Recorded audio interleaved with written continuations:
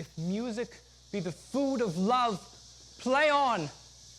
Give me excess of it, that surfeiting the appetite may thicken and so die. That strain again, it had a dying fall. Oh, it came o'er my ear like the sweet sound that breathes upon a bank of violets, stealing and giving odor.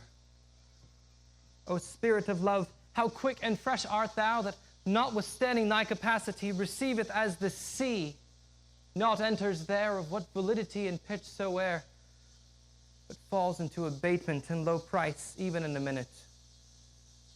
So full of shapes is fancy that it alone is high fantastical. Will you go hunt, my lord? What, Curio? The hart. Why, so I do, the noblest that I have.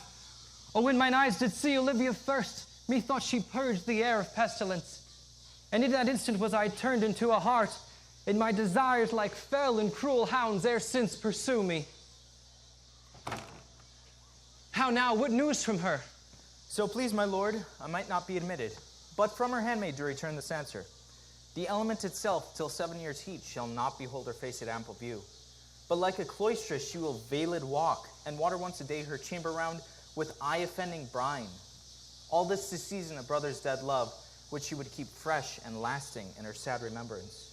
She that hath a heart of that fine frame to pay this debt of love, but to a brother. How will she love when the rich golden shaft hath killed the flock of all affections else that live in her? When liver, brain, and heart, these sovereign thrones are all supplied and filled her sweet perfections with one self-king. Away before me to sweet beds of flowers, love thoughts lie rich when canopied with bowers.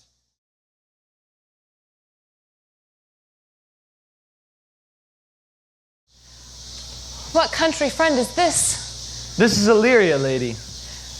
And what should I do in Illyria? My brother, he is in Elysium.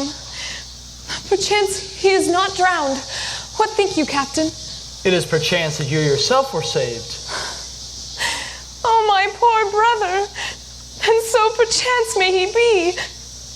True, madam. And to comfort you with chance, assure yourself. When our ship did split, when you and those poor number with you clung to our driving boat, I saw your brother, most provident in peril, bind himself, courage and hope teaching him the practice, to a strong mass that lived on the sea. For saying so, there's gold. My own escape unfoldeth to my hope, whereto thy speech serves as authority the like of him. Knowest thou this country? Aye, madam, well, for I was born not 3 hours' travel from this place. Who governs here? A duke, and noble in name as in nature. Well, what is his name? Orsino. Orsino. I have heard my father name him. He was a bachelor then. And so is now, or was so very late. For but a month ago I traveled from hence, and then 'twas fresh in rumor, as you know, what the great ones will do, the less will prattle of, that he did seek the love of fair Olivia. Well, what's she? A virtuous maid, daughter of a count that died some 12 months since, then leaving her in the protection of his son, her brother, who also shortly died. For whose dear love, they say, she had abjured the company and sight of men. Oh, that I served that lady, and might not be delivered to the world till I'd made mine own occasion mellow, what my estate is. That were hard to compass, because she will accept no suit of any kind. No, not the Duke's. There is a fair behavior in thee, Captain, and though that nature with a beauteous wall doth oft close in pollution, yet of thee I will believe thou hast a mind that suits with this thy fair and outward character. I prithee, and I'll pay thee bounteously, conceal me what I am, and be my aid for such disguise as happily shall become the form of my intent. I'll serve this Duke. Thou shalt present me as a eunuch to him. It may be worth thy pains, for I can sing and speak to him in many sorts of music that may make me very worth his service. What else may hap, to time I will commit. Only shape thou thy silence to my wit. Be you his eunuch, and your mute I'll be. When my tongue blabs, then let mine eyes not see. I thank thee. Lead me on.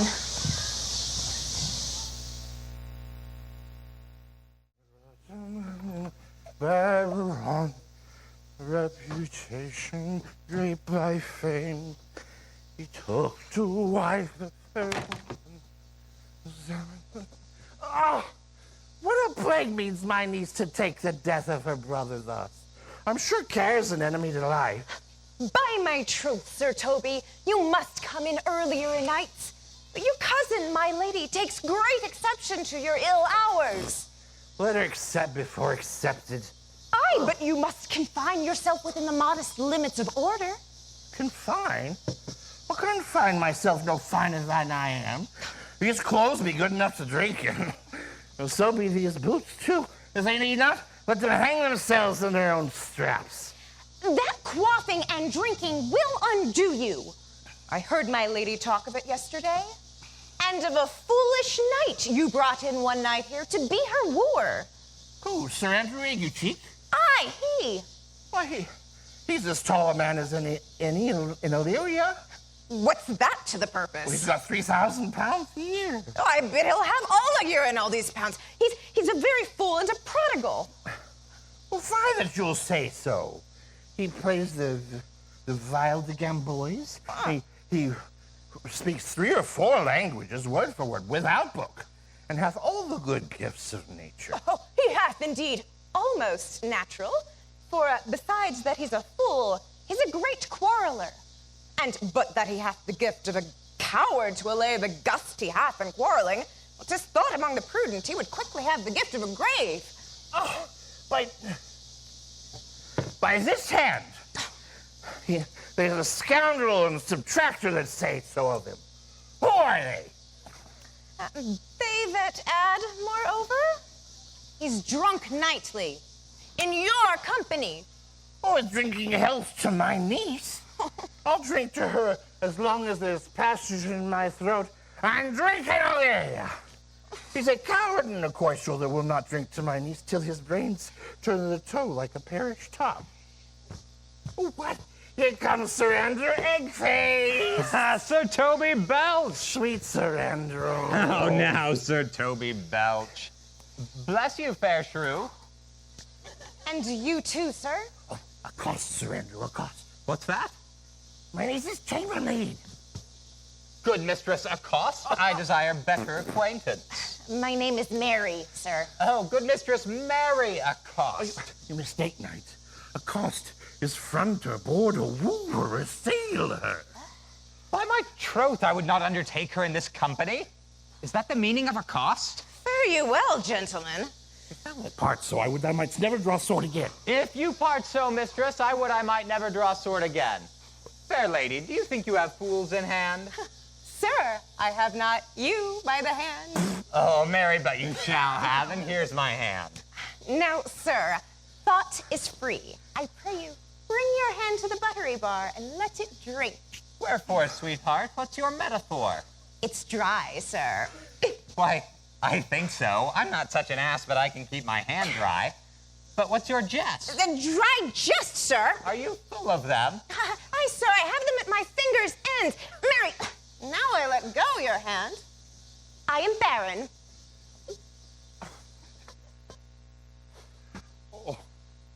Oh, knight, thou lackst a cup of canary.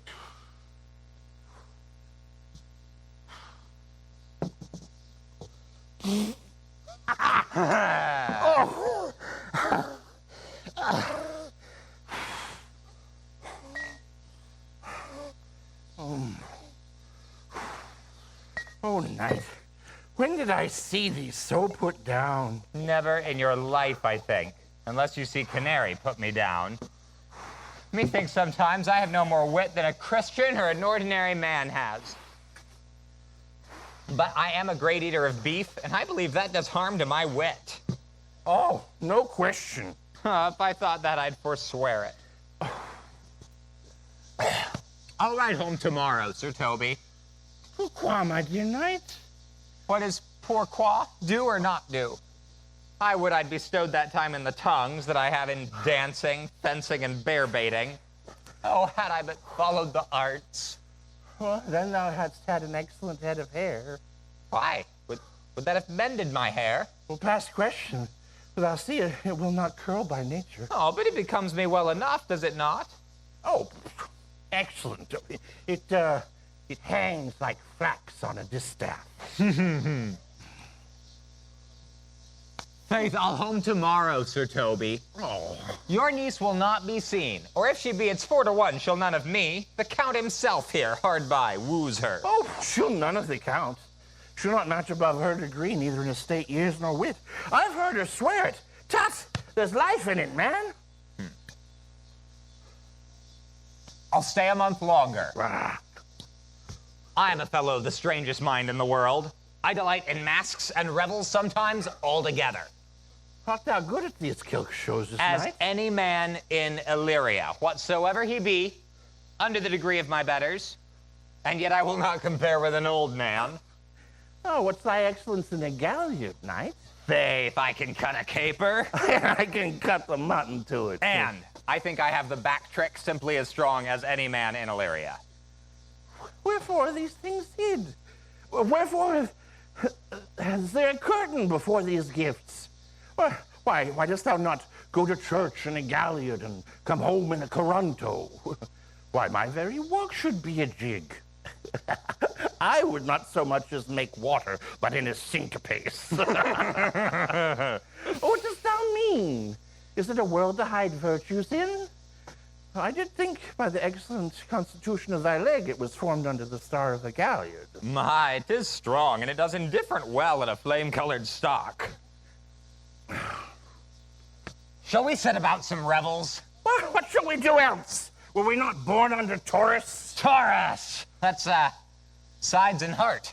No, sir, it's legs and thighs. Come, let me see thee caper.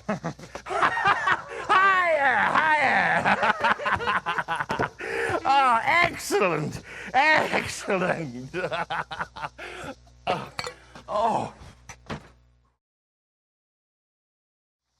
If the Duke continue these favors towards you, Cesario, you are like to be much advanced. He hath known you but 3 days, and already you are no stranger. You either fear his humor or my negligence, that you call into question the continuance of his love. Is he inconstant, sir, in his favors? No, believe me. Oh, I thank thee. Here comes the Count. Who is that, Cesario? On your attendance, my lord, here. Good Cesario, thou knowest no less but all. To thee I have unclasped the book even of my secret soul. Therefore, good youth, address thy gate unto her. Be not denied access. Stand at her doors, and tell them there thy fixed foot shall grow till thou have audience. But sure, my noble lord, if she be so abandoned to her sorrow as it is spoke, she never will admit me. Be clamorous and leap all civil bounds rather than make unprofited return. Say I do speak with her, my lord. What then? Oh, then unfold the passion of my love.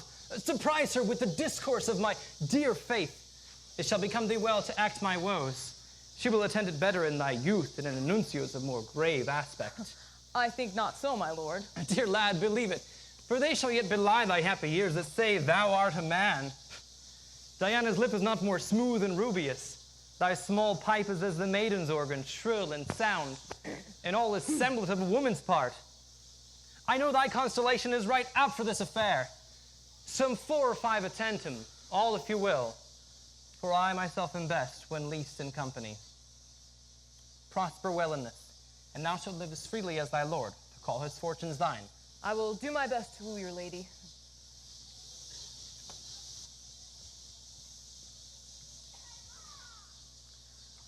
But a barful strife, whoe'er I woo, myself would be his wife.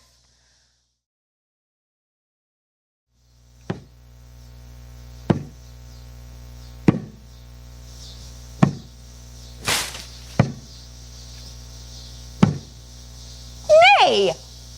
Either tell me where thou hast been, or I will not open my lips so wide as a bristle may enter in the way of thy excuse. My lady will hang thee for thy absence. Let her hang me. He that is well hanged in this world needs to fear no colors. Make that good. He shall see none to fear. A good Lenten answer. I can tell thee where that saying was born of I fear no colors. Where, Mistress Mary? In the wars. That may you be bold to say in your foolery. Well, God give them wisdom that have it, but those that are fools, let them use their talents. Yet you will be hanged for being so long absent, or to be turned away. Is that not as good as a hanging to you? Many a good hanging prevents a bad marriage. And for turning away, let summer bear it out. Peace, you rogue. No more of that. Here comes my lady. Make your excuse wisely. You are best. Wit, if it be thy will, put me in good fooling. Those wits that think they have thee do very often prove the fool. But I, that am sure I lack thee, shall pass for a wise man. For what says Quinopolis? Better a witty fool than a foolish wit. God bless thee, lady. Take the fool away. Do you not hear, fellows? Take away the lady. Go to, you're dry fool. I'll know more of you. Besides, you grow dishonest. Two faults, Madonna, that drink and good counsel will amend. Forgive a dry fool drink, and the fool is not dry. Bid the dishonest man mend himself, and if he will mend, he is no longer dishonest. If he will not, let the tailor mend him. Anything that's mended is but patch. Virtue that's transgressed is but patched with sin. Sin that's mended is but patched with virtue. If that simple syllogism will serve, so. If not, what's the remedy? As there's no true cuckold but calamity, so beauty's a flower. The lady bade take away the fool, and therefore I say again, take her away. Sir, I bid them take away you. Misprison in the highest degree. Lady, coculus non facit monachum. That is as much to say, I wear not motley in the brain. Give me leave, Madonna, to prove you the fool. Can you do it? Dexterously, good Madonna. Make your proof. I must catechize you for it, Madonna. Good, my mouse of virtue, answer me. Well, sir, for want of other idleness, I'll bide your proof. Why mourn'st thou, Madonna? Good fool, for my brother's death. I think your brother's soul is in hell, Madonna. I know his soul is in heaven, fool. More fool Madonna to mourn her brother's soul being in heaven. Therefore, take away the fool, gentlemen. What think you of this fool, Malvolio? Doth he not mend? Yes, and shall do till the pangs of death shall shake him. Infirmity that decays the wise doth ever make the better fool. God send you, sir, a speedy infirmity for the better increasing your folly. Sir Toby will be sworn I am no fox, but he will not pass his word for 2 pence that you are no fool. How say you to that, Malvolio? I marvel that your ladyship takes delight in such a barren rascal. I saw him put down the other day with an ordinary fool that has no more brain than a stone. Ha! Look you now, he's out of his guard already. Unless you laugh and minister occasion to him, he's gagged. I protest, I take these wise men that crow so over a certain kind of fools to be no better than the fool's zanies. Oh, Malvolio! You are sick of self-love and taste with a distempered appetite. To be generous, guiltless, and a free disposition is to take those things for bird bolts which you deem cannon bullets. There is no slander in an allowed fool, though he do nothing but rail, nor railing in a known discreet man, though he do nothing but reprove. Mercury endue thee with leasing, for thou hast spoke well of fools. Madam, there is at the gate a young gentleman, much desires to speak with you. From the Count Orsino, is it? I know not, madam. 'Tis a fair young man and well attended. Who of my people holds him in delay? Sir Toby, madam, your kinsman. Oh, fetch him off, I pray you. He speaks nothing but madman. Fie on him. Go you, Malvolio. If it be a suit from the Count, I am sick or not at home. What you will to dismiss it.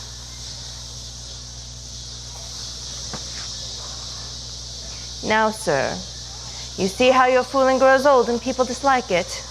Thou hast spoke for us, Madonna, as if thy eldest son would be a fool whose skull Jove's crammed with brains for. Here it comes, one of your kinsmen, as a most weak pia mater. By mine honor, half drunk. What's he at the gate, cousin? A gentleman. A gentleman? What gentleman? Just a gentleman here. Oh, a plague of these pickled herring. How now, sot? Good, Sir Toby. Cousin, how have you come so early by this lethargy? Lechery? I defy lechery.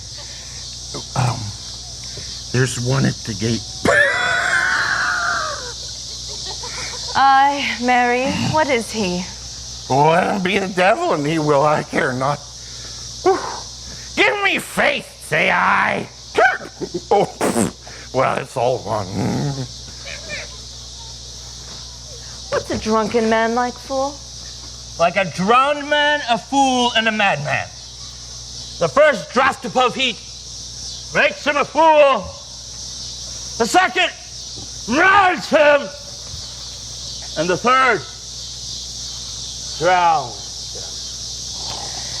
him. Go thou then and seek the coroner, and let him sit on my cuz, for he's in the 3rd degree of drink. He's drowned. Go look after him. He is but mad yet, Madonna, and the fool will look to the madman.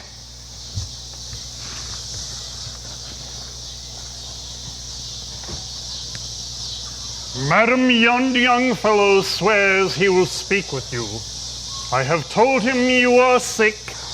He takes upon himself to understand so much, and therefore comes to speak with you. I have told him you were asleep. She seems to have a foreknowledge of that, and therefore comes to speak with you. What's to be said to him, lady? He's fortified against any denial. Tell him he shall not speak with me. Has been told so, and he says he'll stand at your door as a post and be supported to a bench, but he'll speak with you. What kind of man is he? Why, of mankind. What manner of man? A very ill manner.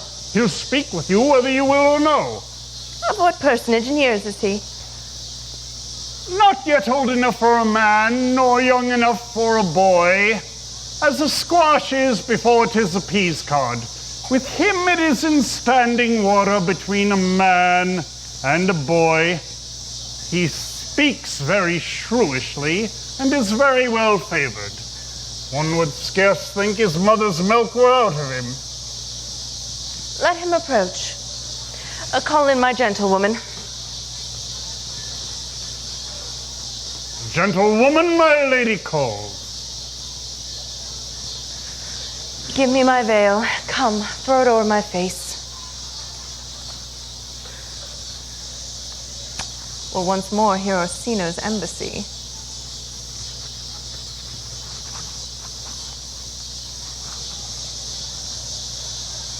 The honorable lady of the house, which is she? Speak to me, I will answer for her. Your will? Most gracious, exquisite, and unmatchable beauty. I prithee, tell me if this be lady of the house, for I never saw her. I'd be loath to cast away my speech, for besides that it is excellently well penned, I have taken great pains to con it. Good beauties, let me sustain no scorn.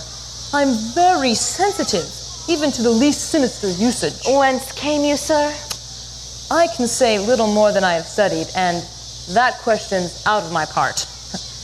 Good modest one, give me assurance if you be the lady of the house that I may proceed in my speech. Are you a comedian? No, my profound heart. And yet, by the very fangs of malice, I swear, I'm not that I play. Are you the lady of the house? If I do not usurp myself, I am. Sure, if you are she, you do usurp yourself. For what is yours to bestow is not yours to reserve. But this is from my commission. I will on with my speech in your praise and show you the heart of my message. Come to what is important in it. I forgive you the praise. Alas, I have taken great pains to study it. And 'tis poetical. It is the more like to be feigned. I pray you, keep it in. I heard you were saucy at my gates, and allowed your approach to wonder at you than to hear you. If you be mad, be gone. If you have reason, be brief. 'Tis not that time of moon with me to make one in so skipping a dialogue. Will you hoist sail, sir? Here lies your way. No, good swabber. I am to haul here a little longer. Some mollifications for your giant sweet lady. Tell me your mind. I'm a messenger. Sure, you have some hideous matter to deliver when the courtesy of it is so fearful. Speak your office. It alone concerns your ear. I bring no overtures of war, no taxation of homage. I hold the olive in my hand. My words are as full of peace as matter. Yet you began rudely. What are you? What would you? The rudeness that hath appeared in me have I learned from my entertainment. What I am and what I would are as secret as maidenhead. To your ears, divinity. To any other's, profanation. Give us the place alone. We will hear this divinity.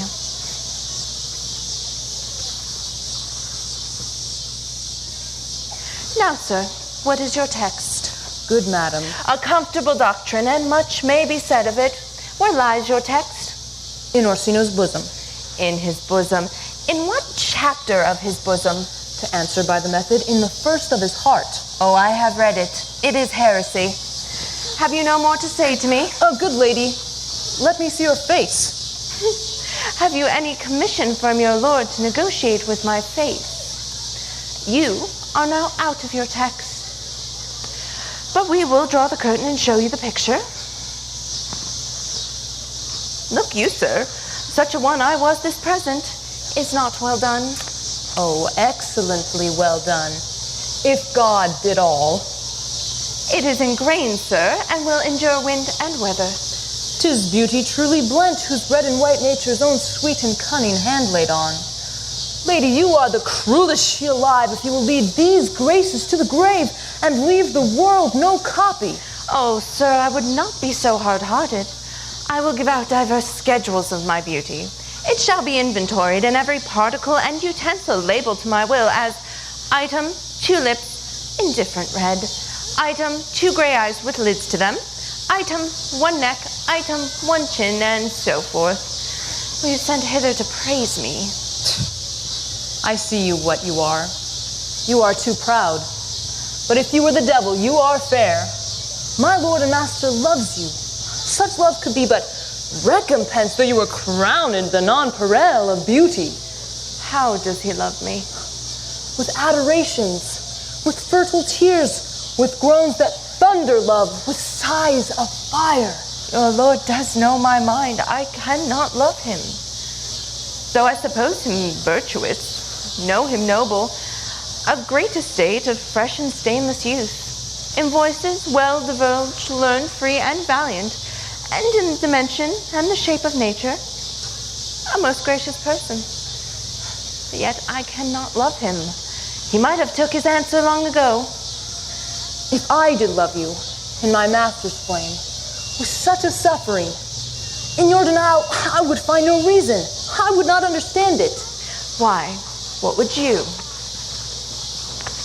Build me a willow cabin at your gate, and call upon my soul within the house. Write loyal cantons of contemned love, and sing them loud even in the dead of night. Hallow your name to the reverberate hills, and make the babbling gossip of the air cry out, Olivia! Oh, you should not rest between the elements of air and earth, but you should pity me. You might do much. What is your parentage? Above my fortunes, yet my state is well. I am a gentleman. Go get you to your lord. I cannot love him. Let him send no more. Unless perchance you were to come again to me, to tell me how he takes it. Fare you well. I thank you for your pains. Spend this for me? Keep your purse, lady. I am no feed post. My master, not myself, lacks recompense. Love make his heart of flint that you should love. And let your fervor, like my master's, be placed in contempt. Farewell, fair cruelty.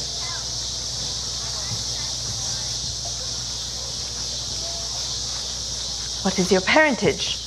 Above my fortunes, yet my state is well. I am a gentleman. Who have you sworn thou art? Thy tongue, face, limbs, action, and spirit to give thee fivefold blazon. Soft, soft, not too fast. Unless the master were the man. How now? Even so quickly may one catch the plague. Methinks I feel this youth's perfections with a subtle and invisible stealth to creep in at mine eye. Well, let it be. Malvolio. Aye, madam, at your service. Run after that same peevish messenger, the county's man. He left this ring behind him, whether I would or not. Tell him I'll have none of it. Desire him not to flatter with his lord, nor raise him up with hopes. I am not for him. If that same youth will come again tomorrow, I'll give him the reasons for it. Hie thee, Malvolio. Madam, I will. I do not what, and fear to find my eye too great a flatterer for my mind. Fate, show thy force. Ourselves we do not owe. Was decreed must be, and be this so.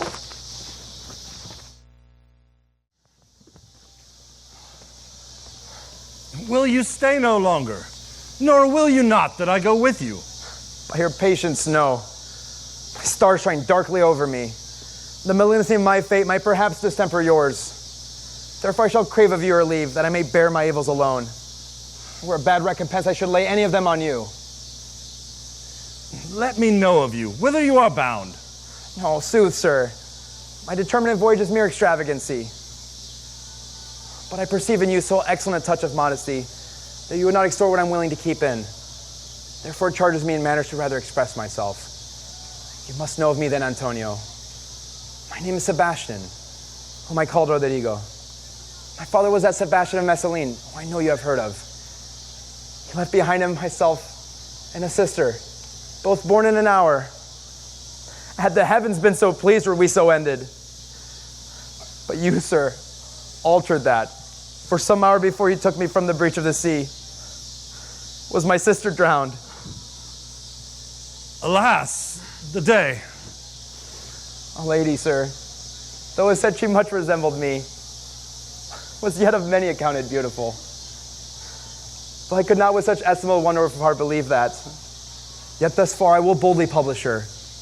She bore a mind that envy could not but call fair. She's drowned already, sir, in salt water, though I seem to drown her remembrance again with more. Pardon me, sir, your bad entertainment. Oh, good Antonio, forgive me your trouble. If you will not murder me for my love, let me be your servant. If you will not undo what you have done, that is, kill him you have recovered, desire it not. Fare you well at once. My bosom is full of kindness, and I'm yet so near the manners of my mother, that upon the least remembrance more mine eyes will tell tales of me. I'm bound to the countersignor's court. Farewell. And the gentleness of all the gods go with thee. I have many enemies in Orsino's court, else I would soon see thee there. But come what may, I do adore thee so. The danger shall seem sport, and I will go.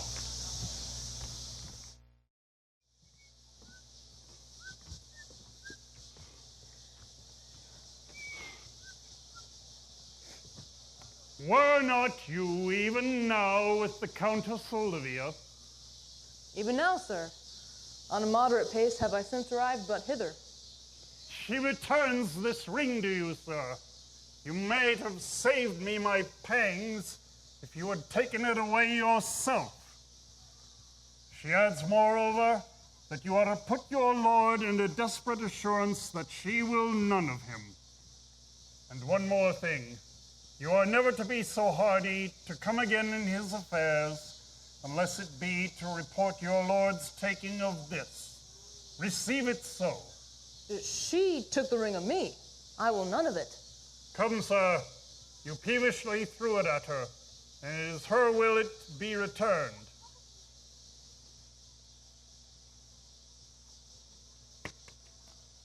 If it be worth stooping for, there it lies in your eye. If not, be it his that finds it.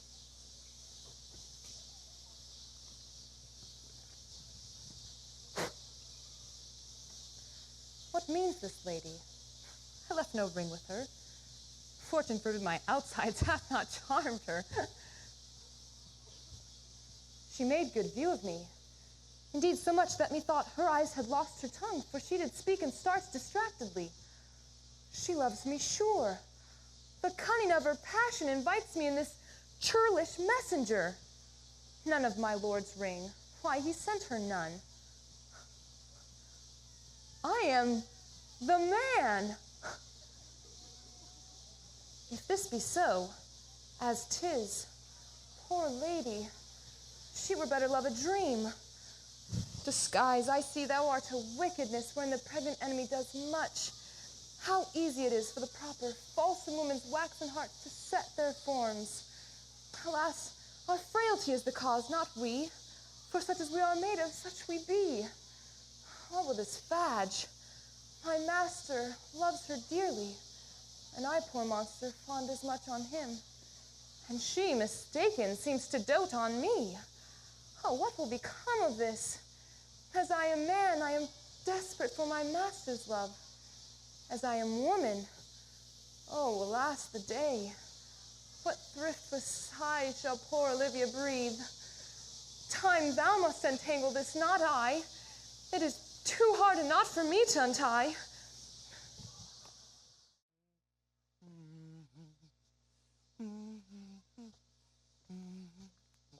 Approach, Sir Andrew.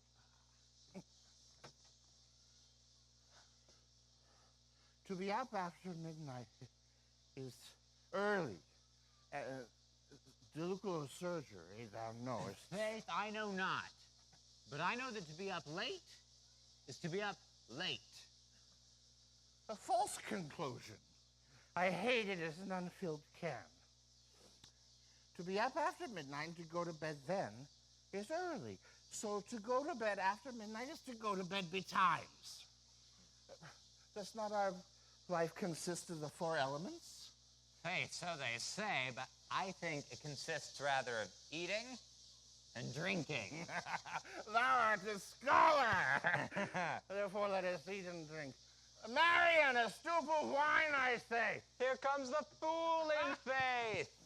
Oh, now my hearts. Did you never see the picture of we three? Welcome, ass. Now let's have a catch. By my troth, the fool has an excellent breast. I had rather than 40 shillings I had such a leg, and so sweet a breath to sing as the fool has.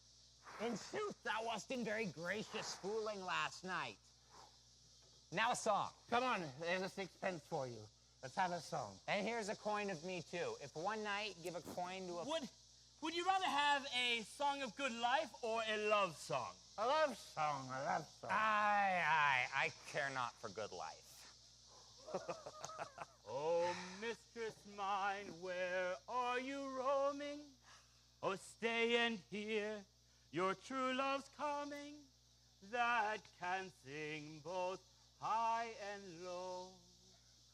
Trip no further, pretty sweeting, journeys end in lovers' meeting. Every wise man's son doth know.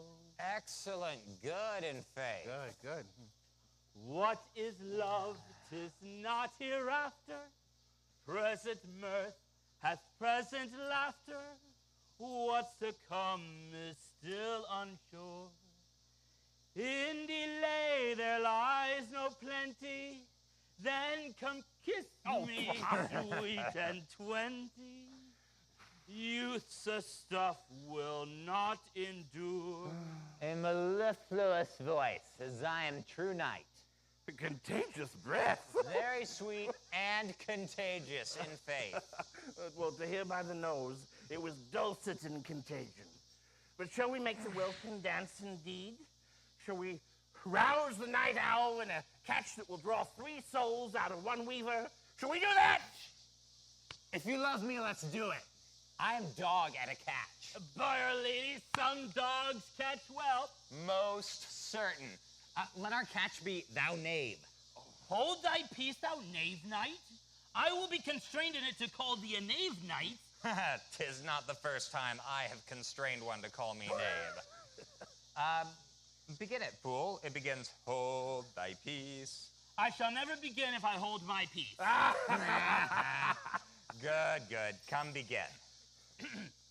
Hold thy peace, I prithee, hold thy peace. Hold thy peace, I prithee, hold thy peace. Thou knave, hold thy peace, hold thy peace. Thou knave, I prithee, hold thy peace. Thou knave, hold thy peace, thou knave. Hold thy peace, hold thy peace. What a caterwauling do you keep here? If my lady had not called up her steward Malvolio and bid him turn you out of doors, never trust me. Am I not consanguineous? I mean, am I not of her blood? Teddy Valley.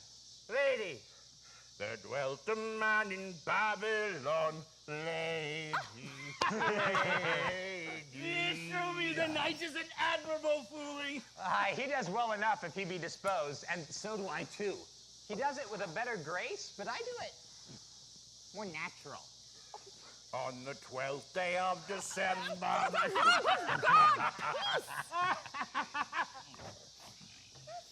Masters, are you mad or what are you? Have ye no wit, manners, or honesty than to gaggle like tinkers at this hour of night? Do ye make an alehouse of my lady's house, that squeak out your catches with no mitigation or remorse of voice? Is there no respect for places, persons, and time in you? We did keep time in our catches. Sneak up. Sir Toby, I must be round with you. My lady bade me tell you that though she harbors you as her kinsman, she is nothing allied to your disorders. If you can separate yourself and your misdemeanors, you are welcome to the house.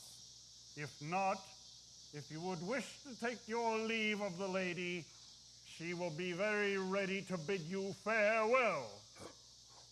Farewell, dear heart, since I must needs be gone. Nay, good Sir Toby. His eyes do show his days are nearly done. This is much credit to you. But I will never die. Sir Toby, there you lie. Should I bid him go? What and if you do? Should I bid him go and spare not? Oh, no, you dare not. Oh, out of tune, sir, ye lie. Art any more than a steward? Dost thou think, because thou art virtuous, there shall be no more cakes and ale? By St. Anne and ginger hot in the breath, too. And thou art in the right. Go, sir. Rub your chain with crumbs. A stoup of wine around. Mistress Mary, if you prized my lady's favor at anything more than contempt, you would not give means to this uncivil rule. She will know of it by this hand.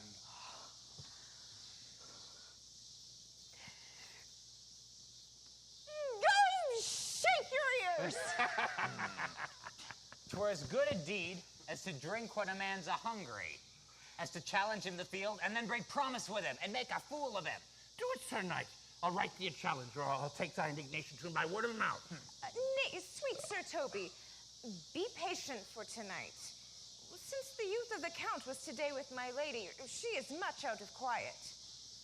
For Monsieur Malvolio, let me alone with him. If I do not gull him into a nay word and make him into a common recreation, do not think I have wit enough to lie straight in my bed. I know I can do it. Possess us. Tell us something of him. Oh, marry, sir, sometimes he is a kind of Puritan. If I thought that, I'd beat him like a dog. What, for being a Puritan? For exquisite reason, dear knight. I have no exquisite reason for it, but I have reason good enough. Oh, what devil that Puritan that he is, or anything constantly, but a time pleaser, an affectioned ass that cons state without book, and utters it by great swords. The best persuaded of himself, so crammed, as he thinks, with excellencies, that it is his grounds of faith that all that look on him love him. And on that vice in him will my revenge find notable cause to work. What wilt thou do? I will drop in his way obscure epistles of love, wherein, by the color of his hair, the shape of his leg, the manner of his gait, the expression of his eye, forehead, and countenance, he shall find himself most feelingly personated. I can write very like my lady your niece. On a forgotten matter, we can hardly make distinction of our hands. I smell a device. I have it in my nose, too. He will think by the letters thou wilt drop that they come from my niece, and that she's in love with him. My purpose is indeed a horse of that color. And your horse would now make him an ass. Ass, I doubt not. Ah, 'twill be admirable. Sport royal, I warrant you. I know my physic will work with him. I will plant you two, and let the fool make a third, where he shall find the letter. Observe his construction of it. For this night, to bed, and dream on the event. Farewell. Good night, fair Princess Celia. Before me, she's a good wench. Oh, she's a big old true bred. One that adores me, what of that? I was adored once, too. Oh. Let's to bed, knight. Thou hast need send for more money. If I cannot recover your niece, I'm a foul way out. Oh, send for money, knight. If thou hast her not in the end, call me cut. If I do not, never trust me. Take it how you will. Oh, come. I shall go burn some sack. 'Tis too late to go to bed now.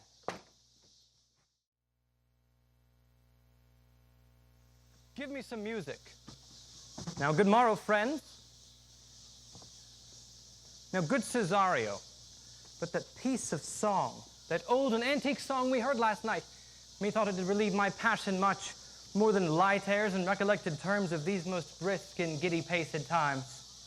Oh, come, but one verse. He is not here, so please your lordship, that should sing it.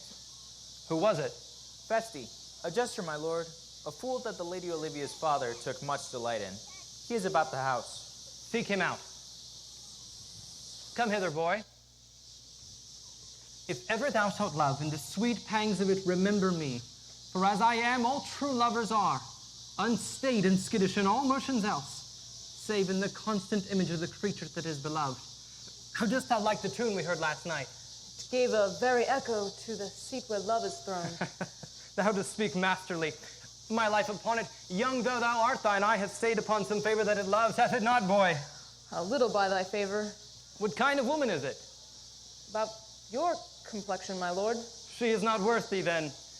What years in faith? About your years, my lord. Too old, by heaven. Let still the woman take an elder than herself. So wears she to him, so sways she level in her husband's heart. For boy, however we do praise ourselves, our fancies are more giddy and infirm, more longing, wavering, sooner lost and worn than women's are. I think it well, my lord. Then let thy love be younger than thyself, or thy affection cannot hold the bent. For women are as roses, whose fair flower being once displayed, doth fall that very hour.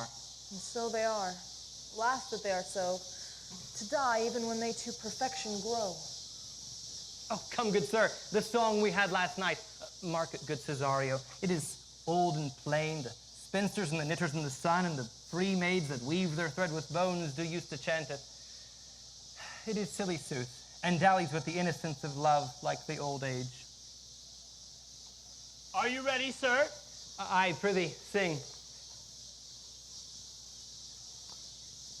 Come away, death, and in sad cypress let me be laid.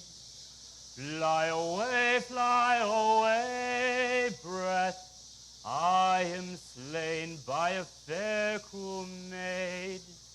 My shroud of white stuck all with you. Oh, prepare it, my shroud of death, no one so true to share it. Not a flower sweet, on my black coffin let there be strewn. Not a friend greet my poor corpse where my bones will be thrown. 1,000 sighs to say, lay me where sad true lover never finds my grave to weep there. Here's for thy pain. No pain, sir. I take pleasure in singing. I'll pay thy pleasure then. Pleasure shall be paid one time or another. Give me now leave to leave thee. Let all the rest give place. Once more, good Cesario, get thee to yon same sovereign cruelty. Tell her, my love, more noble than the world, prizes not quantity of dirty lands. The parts that fortune hath bestowed upon her, tell her I hold as giddily as fortune. But 'tis that miracle and queen of gems that nature pranks her in, attracts my soul. But if she cannot love you, sir? I cannot be so answered. Sooth, but you must. Say that some lady, as perhaps there is, has as great a pang of heart as you have for Olivia. You cannot love her. You tell her so. Must she not then be answered? There is no woman's sides can bide the beating of so strong a passion as love doth give my heart. No woman's heart so big to hold so much. They lack retention. Alas, their love may be called appetite, no motion of the liver, but the palate that suffers surfeit, cloyment, and revolt. But mine is all as hungry as the sea and can digest as much. Make no compare between that love a woman can bear me and that I owe Olivia. Aye, but I know. What dost thou know? Too well what love woman to men may owe. In faith, they are as true of heart as we. My father had a daughter, loved a man once. As it might be, were perhaps I a woman, I should your lordship. And what's her history? A blank, my lord.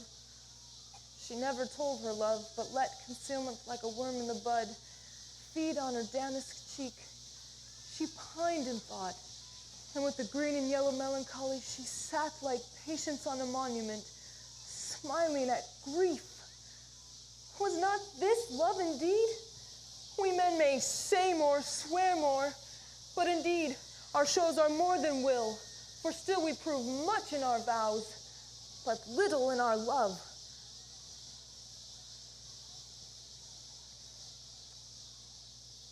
Give her this jewel. Get her to thee. Tell her my love can give no place. Bide no denay.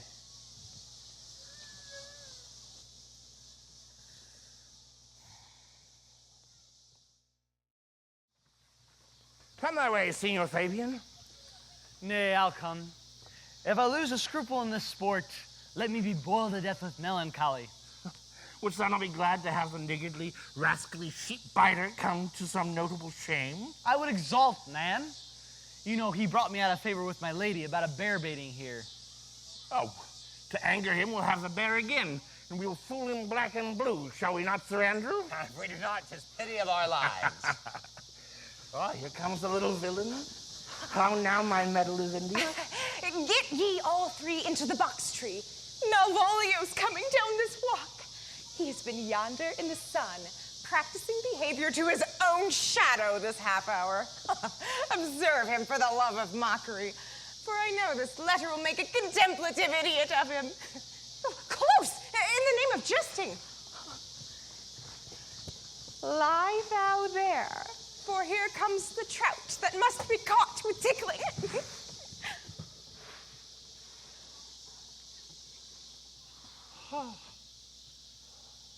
'Tis but fortune.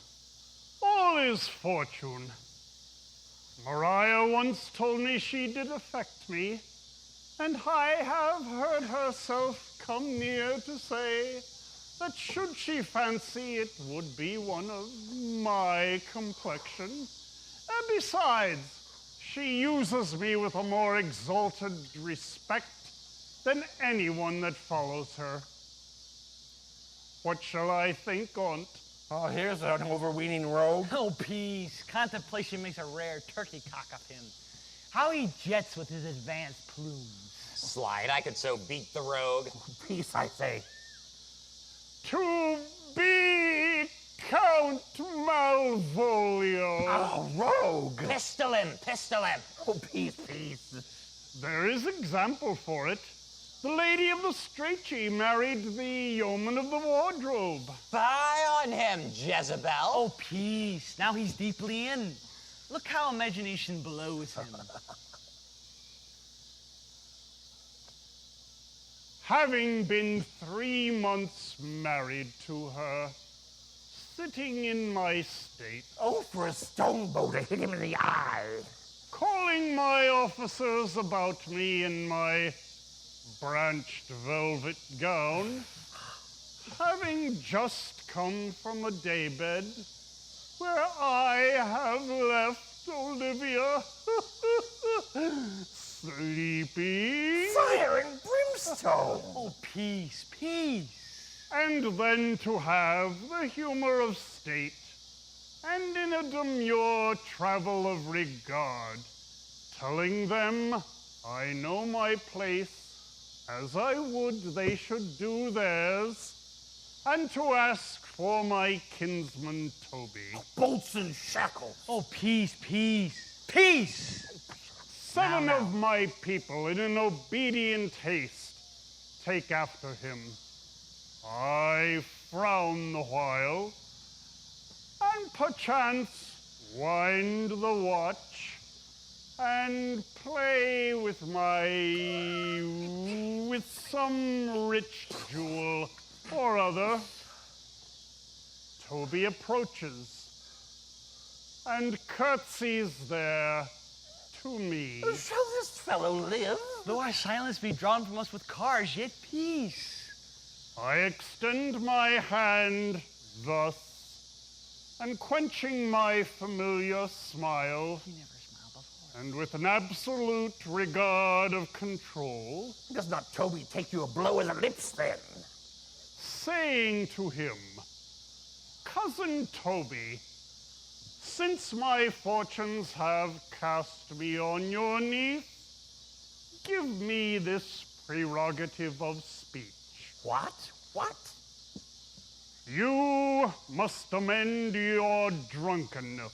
Out, scab! Nay, patience, or we break the sinews of our plot. Besides, you waste the treasure of your time with a foolish knight. That's me, I warrant you. One Sir Andrew. I knew 'twas I, for many do call me fool. What employment have we here? Now is the woodcock near the gin. Oh, peace and spirit of humor, intimate reading aloud to him. By my life, this is my lady's hand. These be her very C's, her U's, and her T's, and thus makes she her great P's. It is in contempt of question her hand. Her C's, her U's, and her T's, why that? To the unknown beloved, this and my good wishes. Her very phrases, by your leave, wax soft, and the impressure her Lucrece, with which she uses to seal, 'tis my lady. To whom should this be? This wins him, liver and all. Jove knows I love but who? Lips do not move, no man must know. No man must know. What follows? The number's altered. No man must know. If this should be thee, Malvolio. Marry, hang thee, Brock.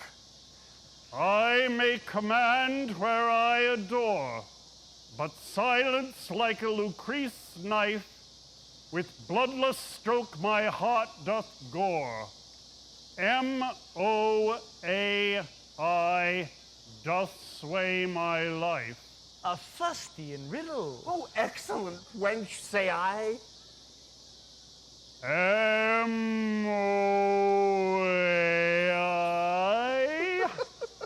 doth sway my life. Nay, but for... Let me see. Let me see. Oh, what a dish of poison she has dressed him. And with what wing the hawk flies at it. I may command where I adore. Why, she may command me. I serve her. She is my lady. Why, this is evident to any formal capacity. There is no obstruction in this. And the end. What should that alphabetical portion portend? If I could make that resemble something in me, softly. M-O-A-I.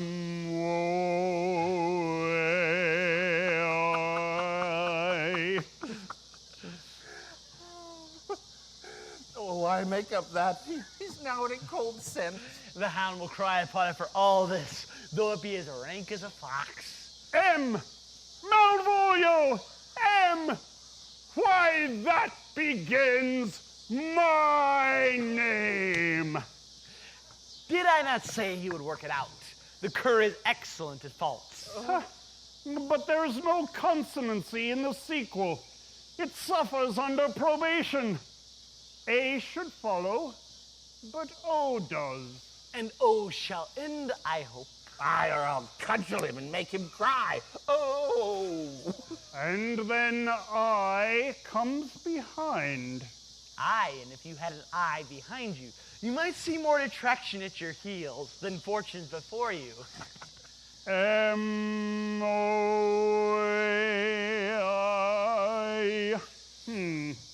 This simulation is not as the former.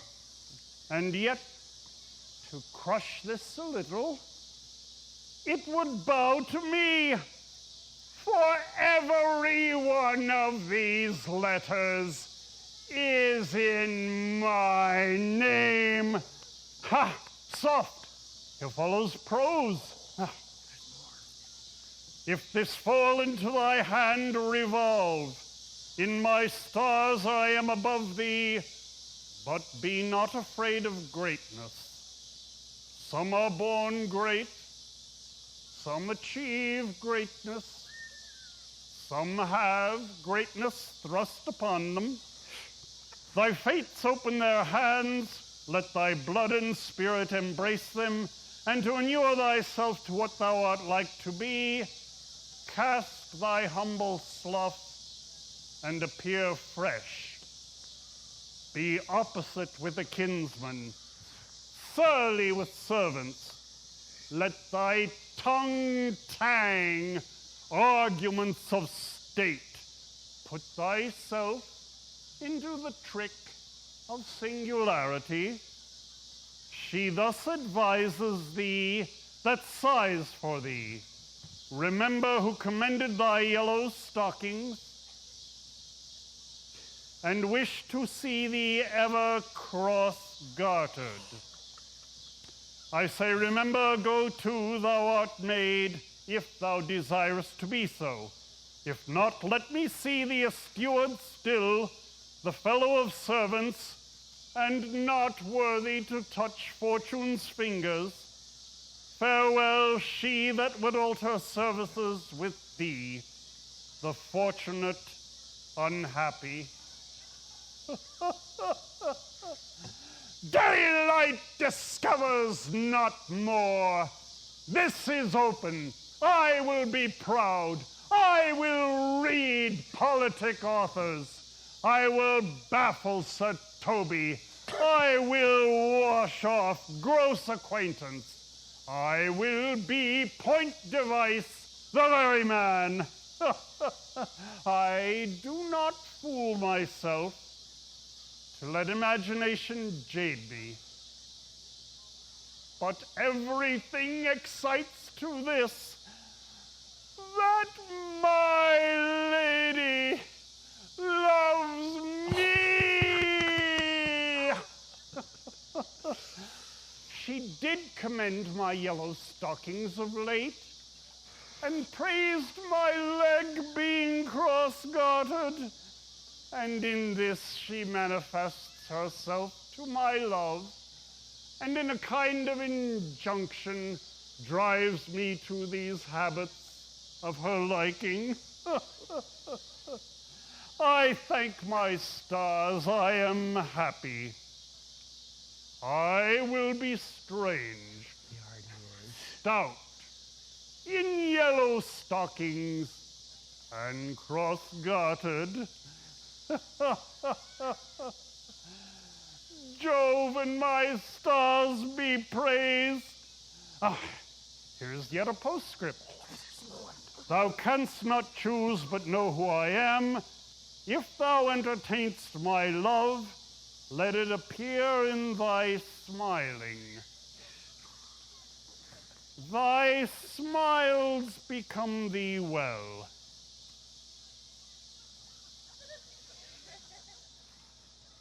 Therefore, in my presence, still smile, dear my sweet, I prithee.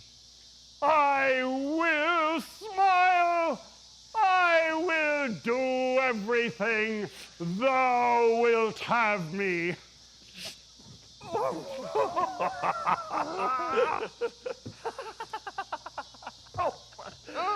Oh, I would not give my part in this play for a pension of thousands. I could marry this wench for this device. So could I, too. And ask no other dowry with her, but such another jest. Nor I neither. Here comes my noble gull catcher. Wilt thou set thy foot on my neck? Or on mine either. Or shall I play my freedom at dice and become thy bond slave? Faith, or I either. Why, thou hast put him into such a dream that when the image of it leaves him, he must run mad. But nay, but say true. Does it work upon him? Like aquavit with a midwife. Well, if you will mark the fruits of the sport, see his first approach before my lady. He will come to her in yellow stockings. It is a color she abhors. And cross-gartered, a fashion she detests. And he will smile upon her, which will be so unsuitable to her disposition, being addicted to a melancholy as she is, that it cannot but turn him into a notable contempt. If you will see it, follow me. Oh, to the gates of Tartarus, thou most excellent devil of wit. I'll come too.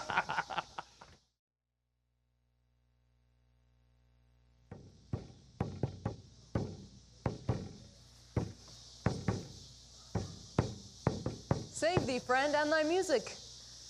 Dost thou live by thy tabor? No, sir, I do live by the church. Art thou a churchman? No such matter, sir. I do live by the church, for I do live at my house, and my house doth stand by the church. So thou mayst say that a king lies by a beggar if a beggar dwell near him, or the church stands by thy tabor if thy tabor stand by the church. Thou hast said, sir. To see this age. The sentence is like a cheverel glove to a good wit. How quickly the wrong side is turned outward. Nay, that is certain. They that dally nicely with words may quickly make them wanton. Why, I would therefore, sir, my sister had no name. Why, man? Why, sir, her name is a word, and to dally with that word might make my sister wanton. Oh, words are very rascals since bonds disgrace them. Thy reasons, man. But, true, sir, I can yield none without words, and words have grown so false that I am loath to prove reason with them. I warrant that thou art a merry fellow who carest for nothing. I do care for something. I do not care for you, and if that were to care for nothing, it would make you invisible. Are not thou the Lady Olivia's fool? No, sir, the Lady Olivia will have no folly. She'll keep no fool till she be married. Indeed, I am not her fool, but her corrupter of words. I saw thee late at the Count Orsino's. Foolery, sir, it doth walk the orb like the sun. It shines everywhere. The fool should be as oft with your master as with my mistress. I think I saw your wisdom there. Nay, if thou pass upon me, I'll no more with thee. Hold. There's expense for thee. Now, Jove in his next commodity of hair send thee a beard. By my troth, I will tell thee, I'm almost sick for one. But I would not have it grow on my chin. Is thy lady within? Would not a pair of these have bread, sir? Yes, being kept together and put to use. I'll play a penderous suffragette to get a cressida for this choilis. I understand you, sir. 'Tis well begged. The matter is not great, sir, begging, but a beggar. Cressida was a beggar, my lady is within. I will construe to her whence you are, but what you will and from whence you came are out of my welkin. I would say elements, but that word is overworn. This fellow is wise enough to play the fool, and to do that well craves a kind of wit. He must observe their mood on whom he jests, the quality of persons and the time, and like the haggard, check at every feather that comes before his eye. This is a practice as full of labor as a wise man's art. For folly that he wisely shows is fit, but wise men, folly fallen, quite taint their wits.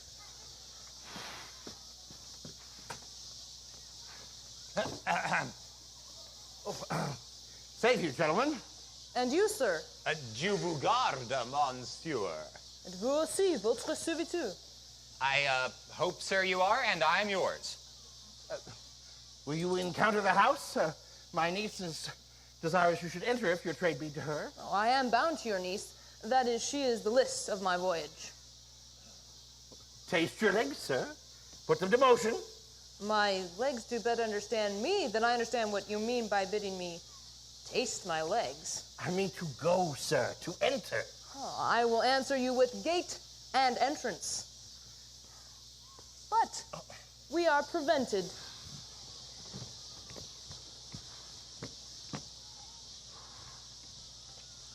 Most excellent, accomplished lady, the heavens rain odors on you. That youth's a rare courtier. Rain odors. Well. My matter hath no voice but your own, most pregnant and vouchsafed ear. Odors, pregnant, and vouchsafed. I'll get them all three ready. Let the garden door be shut and leave me to my hearing. Give me your hand, sir. My duty and most humble service. What is your name? Cesario is your servant's name, fair princess. My servant? 'Twas never merry world since lowly feigning was called compliment. Your servant, Count Orsino, youth. And he is your servant, and his needs must be yours. Your servant's servant is your servant, madam. For him I think not of him, for his thoughts would they were blanks than filled with me. I come to whet your gentle thoughts on his behalf. Oh, by your leave, I pray you, I bade you never speak again of him. Would you rather to undertake another suit? I would rather hear you to solicit that than music from the spheres. Good madam. No, give me leave, beseech you. I did send, after the last enchantment you did hear, a ring in chase of you. So did I abuse myself, my servant, and I fear me you. Under your hard construction must I sit, to force that on you in a shameful cunning which you knew none of yours. What might you think? Have you not set mine honor at the stake? and baited it with all the unmuzzled thoughts which tear in his heart can think. To one of your receiving enough is said. A cypress, not a bosom, hides my heart. So let me hear you speak. I pity you. That's a degree to love. No, not a step. For 'tis vulgar proof that very oft we pity enemies. Why then, methinks 'tis time to smile again. Oh, world, how apt the poor are to be proud. If one should be a prey, how much the better to fall before the lion than the wolf. The clock upbraids me for my waste of time. Fear not, good youth, I would not have you. But when wit and youth are brought to harvest, your wife will like reap a proper man. There lies your way, due west. Then westward ho. Grace and good disposition attend your ladyship. You owe nothing to my lord by me. Say, I prithee, tell me what thou thinkest of me. That you do think you are not what you are. If I think so, I think the same of you. Then think you right. I am not what I am. I would you were as I would have you be. Would it be better, madam, than I am? I wish it might, for now I am your fool. What a deal of scorn looks beautiful in the anger and contempt of his lip. Murderous guilt shows not itself more soon than love that would seem hid. Love's night is noon. Cesario, by the roses of spring, by maidhood, by honor, by truth, by everything, I do love thee so that maugre all thy pride, nor wit nor reason can my passion hide. Extort not thy reasons from this clause, for that I woo thou hast no cause, but rather reason thus with reason fetter. Love sought is good, but given unsought better. By innocence I swear, and by my youth I have one heart, one bosom, and one truth, and that no woman has, nor never none shall mistress be of it, save I alone. And so, adieu, good madam. Nevermore shall I my master's tears to you deplore. Yet come again, for thou perhaps mayest move that heart which now abhors to like his love.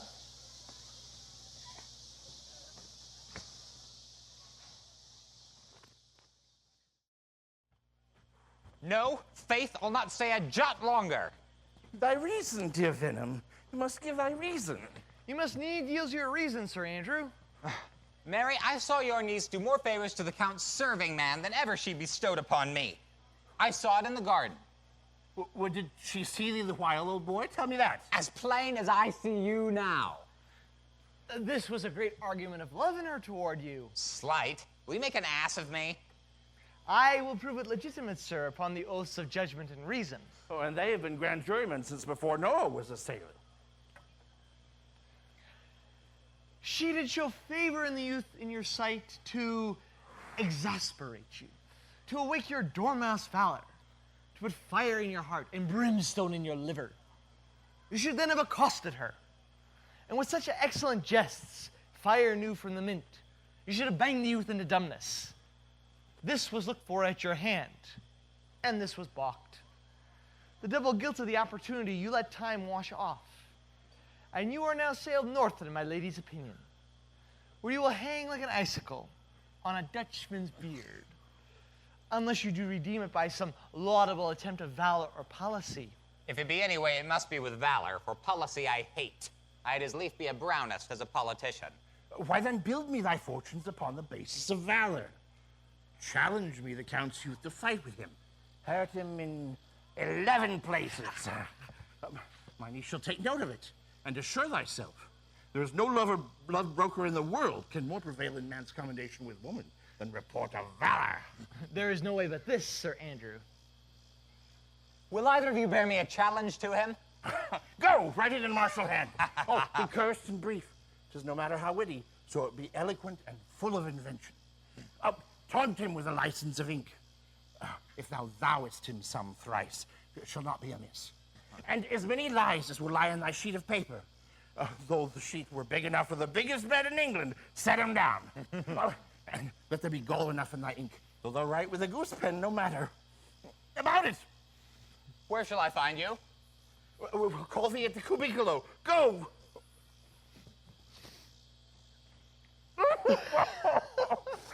Oh, this is a dear mannequin to you, Sir Toby. Oh, I have been dear to him, lad, some 2,000 strong or so. We shall receive a rare letter from him. But you'll not deliver it. Well, never trust me then. And by all means, stir on the youth to an answer. I think oxen and wain ropes cannot hail them together. As for Andrew, if he were opened and you found so much blood in his liver as would clog the foot of a flea, I'll eat the rest of the anatomy. And his opposite, the youth, shows in his visage no presage of cruelty. Oh, look where the youngest wren of 9 comes. If you desire the spleen and will laugh yourselves into stitches, follow me.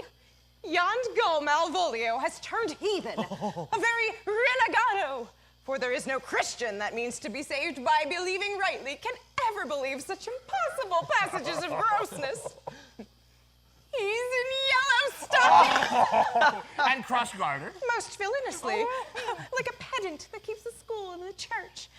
I have dogged him like his murderer. He does obey every point of the letter that I dropped to betray him. He does smile his face into more lines than it is in the new map with the augmentation of the Indies. You've not seen such a thing as it is. I can hardly forbear hurling things at him. I know my lady will strike him. If she do, he'll smile and take it for a great favor. Well, come, bring us where he is. I would not by my will have troubled you, but since you make it your pleasure of your pain, I will no further chide you. Oh, I could not stay behind you. My desire more sharp than filed steel did spur me forth. And not all love to see you, though so much might have drawn me to a longer voyage, but jealousy for what might befall your travels, being unskilled in these parts, which to a stranger, unguided and unfriended, often prove rough and unhospitable. My willing love, rather than the arguments of fear, set forth in your pursuit. My kind Antonio, I can no other answer make but thanks, and ever thanks. And oft good turns are shuffled off with such incurrent pay. But where my worth is my conscience firm, you should find better dealing. What's to do? Shall we go see the relics of this town? Tomorrow, sir. It's best tonight we go see our lodging. I'm not tired. And 'tis long tonight. I pray you, let us satisfy our eyes with the memorials and things of fame that do renown this city. I would that you'd pardon me, sir. I do not without danger walk these streets. Oh, once in a sea fight, the Count, his galleys, I did some service of such note, indeed. Were I taken here, it would scarce be answered. But like you slew a great number of his people? The offense was not of such a bloody nature, albeit the quality and the time of our quarrel might have led us to bloody argument. It might since have been answered in repayment what we took from them, which for traffic's sake most of our city did. Only myself stood out, for which if I be lapsed in this place, I shall pay dear. Do not then walk too open. It does not suit me, sir. Here, take my purse. In the south suburbs at the Elephant it is best to lodge. I'll bespeak our diet, while you beguile the time and feed your knowledge with the viewing of this town. You will have me there. Why I your purse? Haply your eyes shall light on some toy you have desire to purchase. And your store, I think, is not for idle markets, sir. I will be your purse bearer and meet you for an hour. To the Elephant. I do remember.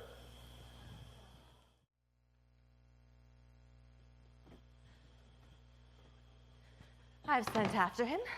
He says he'll come. How shall I feast him? What bestow of him? For youth is more often bought than begged or borrowed. I speak too loud. Where's Malvolio? He is sad and civil and well suits a servant with my fortunes. Where is Malvolio? He's coming, madam, but in very strange manner. He's sure possessed, madam. Why, what is the matter? Does he rave? No, madam, he does nothing but smile. Your ladyship were best to have some guard about you if he come, for sure the man is tainted in his wits. Go fetch him hither.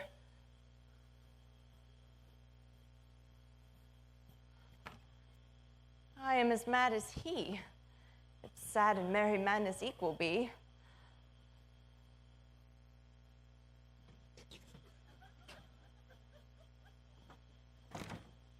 How now, Malvolio? Sweet lady. Ho ho. Smilest thou? I sent for thee upon a sad occasion. Ah, sad lady.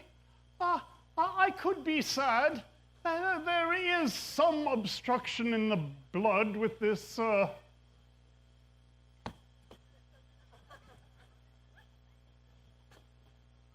cross-gartering. But what of that? If it please the eye of one, it is with me as the very true sonnet is. Please one and please all. How dost thou, man? What is the matter with thee? Not black in my mind, though yellow in my legs. It did come into his hands, and commands shall be executed. I think we do know the sweet Roman hand. Wilt thou go to bed, Malvolio? To bed? Aye, and I'll come to thee. God comfort thee. Why dost thou smile so and kiss thy hand so oft? How do you, Malvolio? At your request.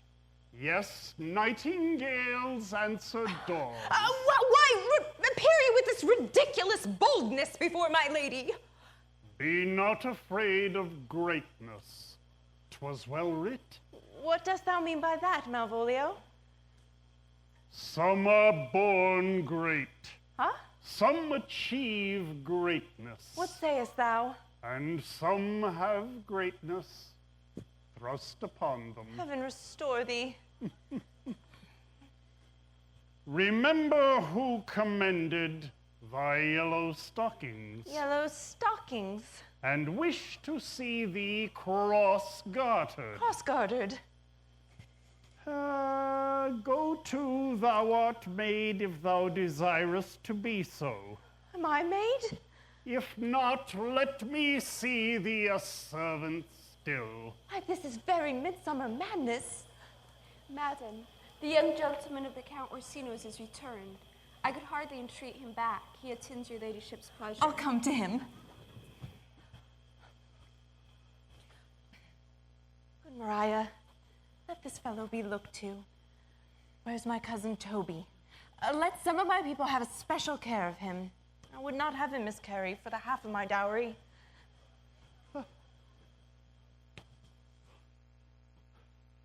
Oh, do you come to me now? No worse man than Sir Toby to look to me. Ha! This concurs directly with the letter. She sends him on purpose so that I may appear stubborn to him, for so she incites me to in the letter.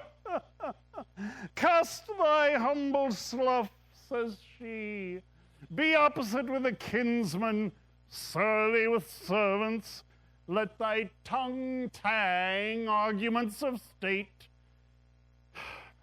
Put thyself into the trick of singularity, and shows the manner how, with a sad face, a reverend carriage, a slow tongue in the habit of some sir of note or some other.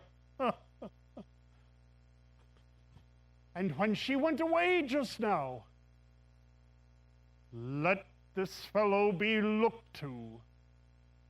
Fellow, not Malvolio, according to my degree, but fellow.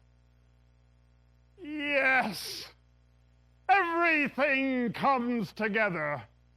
Not one dram of a scruple, or a scruple of a scruple, or an obstacle, or some incredulous or unsafe circumstance. What can be said? Nothing that can be can come between me and the full prospect of my hopes.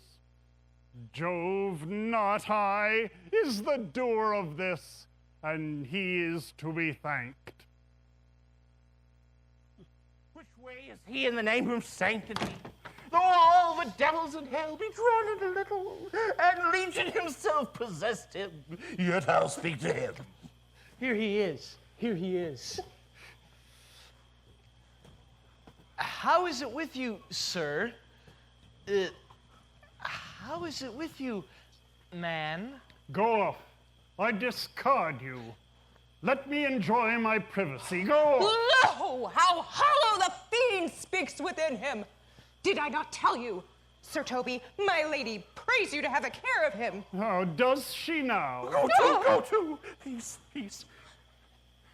We must deal gently with him. How do you, Malvolio? How is't with you? What man?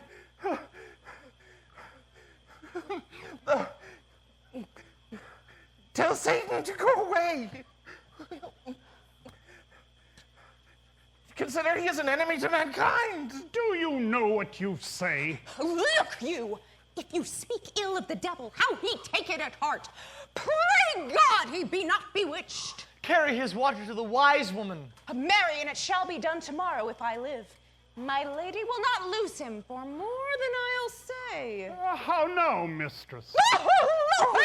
I prithee hold thy peace. This is not the way. Do you not see you move him? Let me alone with him. Nothing but gentleness. Gently, gently. The fiend is rough and will not be roughly used. How now, my barcock? How does that? Sir! I bid he come with me, What man tis not for gravity to play games with Satan?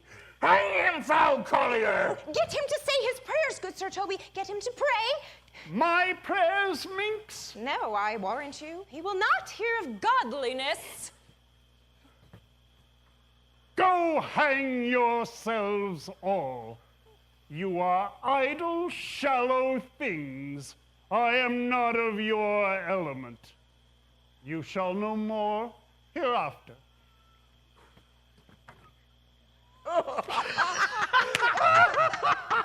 It's possible. If this were played on a stage, I would condemn it as an improbable fiction. Why, he is very genius hath taken the infection of the device, man. Well, nay, pursue him now, lest the device take air and taint. We shall make him mad indeed. The house will be the quieter. Come, we shall have him in a dark room and bound. My niece is already in the belief that he is mad. We may carry it thus for our pleasure and his penance, till our very pastime, tired out of breath, prompt us to have mercy on him. At which time, we'll bring the device to the bar and crown thee for a finder of madmen. Oh, but see. A more matter for a May morning. Here's the challenge. Read it. I'll warrant there's vinegar and pepper in it. Is it so saucy? Aye, yes, I'll warrant him. Do but read. Give it me. Youth, whatsoever thou art but a scurvy fellow. Good and valiant. Wonder not, nor admire not in thy mind why I do call thee so, for I will show thee no reason for it. A good note that keeps you from the blow of the law. Thou comest to the lady Olivia, and in my sight she uses thee kindly, but thou liest in thy throat. That is not the matter I challenge thee for. Very brief and exceedingly good sense. Less. I will waylay thee going home, where if it be thy chance to kill me, good, thou kill'st me like a rogue and a villain. Still thou keepest to the windy side of the law. Good. Fare thee well, and God have mercy upon one of our souls. He may have mercy upon mine, but my hope is better, and so look to thyself. Thy friend, as thou usest him, and thy sworn enemy, Andrew Aguchick. Well, if this letter move him not, his legs cannot. I'll give it to him. You may have very fit occasion for it. He He is in some commerce now with my lady, and will by and by depart. Go, Sir Andrew. Scout me for him at the corner of the orchard, like a bum bailey. And so soon as ever thou seest him, draw. And as thou drawest, swear horrible. For it comes to pass off that a terrible oath with a swaggering accent sharply twanged off gives manhood more approbation than proof itself would ever have earned him. Away! Let me alone for swearing.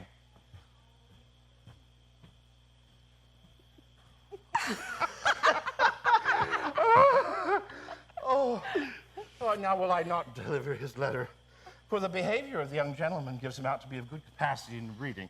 His commerce between his lord and my niece confirms no less. Therefore, this letter, being so excellently ignorant, will breed no terror in the youth. He will find it comes from a clodpole. But, sir, I will deliver his challenge by word of mouth, set upon Aguecheek a most notable report of valor, and drive the young gentleman, as I know his youth will aptly receive it, into a most hideous opinion of his skill, fury, rage, and impetuosity. This will so fright them both, they will kill one another by the look, like cockatrices. Here he comes with your niece. Give them wait till he take leave, then presently after him. I will meditate the while on some horrid message for a challenge.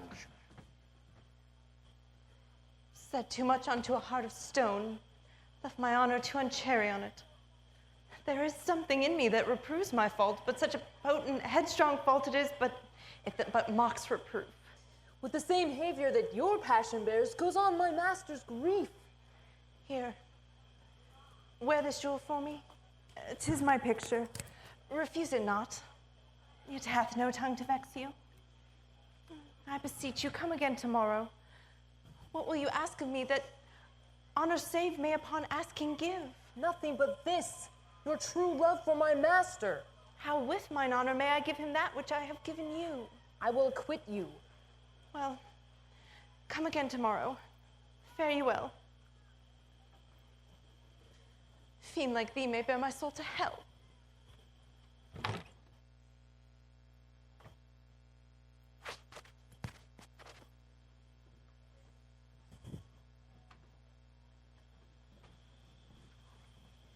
Gentlemen, God save thee.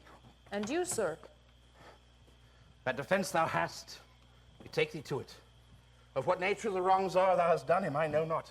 But thy interceptor, full of despite, bloody as the hunter, attends thee at the orchard end.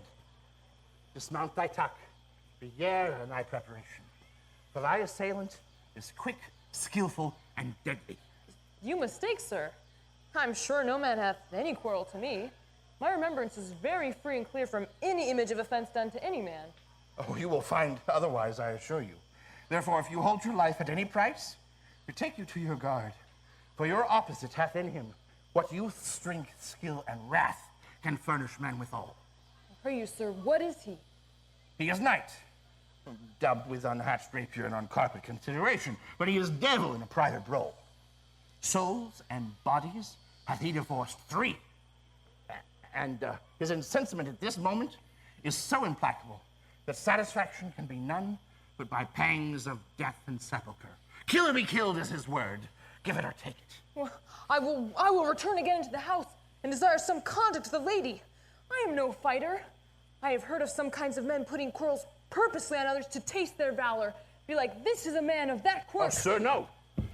His indignation derives itself out of a very competent injury. Therefore, get you on. Or give him his desire. But you shall not to the house, unless you undertake that with me, which with as much safety you might answer him. Therefore, on, or strip your sword stark naked. For meddle you must, that's certain, or forswear to wear iron about you. Well, this is... I pray you, sir, do me this courteous office as to know of the knight what my offense to him is. It is something of my negligence, nothing of my purpose. I will do so. Signor Fabian, stay you by this gentleman till my return. I pray you, sir, do you know of this matter? I know the knight is incensed against you. even to a mortal arbitrament, but nothing of the circumstance more. I beseech you, what manner of man is he? Nothing of that wonderful promise to read him by his form, as you are like to find him in the proof of his valor. He is indeed, sir, the most skillful, bloody, and fatal opposite you could possibly find in any part of Illyria. Will you walk toward him? I will make your peace with him if I can. I will be most bound to you for it. I am one that had rather go with Sir Priest than Sir Knight. I care not who knows so much of my metal. Why, man, he's a very devil. I've not seen such a farrago. I had a pass with him, rapier to scabbard and all, and he gives me the thrust in with such a mortal motion it's inevitable. And on the answer, he pays you as surely as your feet hit the ground they step on. They say he's been fencer to the Shah. Oxant, I'll not meddle with him. Why, he'll not now be pacified. Oh, see, Fabian can scarce hold him yonder. Plague on't! If I thought he'd been valiant and so cunning in fence, I'd have seen him damned ere I'd have challenged him. Pray let him let the matter slip, and I'll give him my horse, Grey Capulet. I'll make the motion. Stand you here. Make a good show on it. It shall end without the perdition of souls. Mary, I'll ride your horse as well as I ride you. I have his horse to take up the quarrel. I persuaded him the youth's a devil. He is as conceited of him, and pants and looks pale as if a bear right his heels. Sir, there is no remedy. He will fight with you for his oath's sake. Mary, he hath better bethought him of his quarrel, and he finds that now scarce to be worth talking of. Therefore draw for the supportance of his vow. He protests he will not hurt you. Pray God defend me. A little thing would make me tell them how much I lack of a man. Give him ground if he do pure furious. Come, Sir Andrew. There is no remedy. The gentleman will fight one bout with you for his honor's sake. He cannot by the duello avoid it. But as he has promised me, as he is a gentleman and a soldier, he will not hurt you. Come on, to it. Pray God he keep his oath. I assure you, sir, 'tis against my will.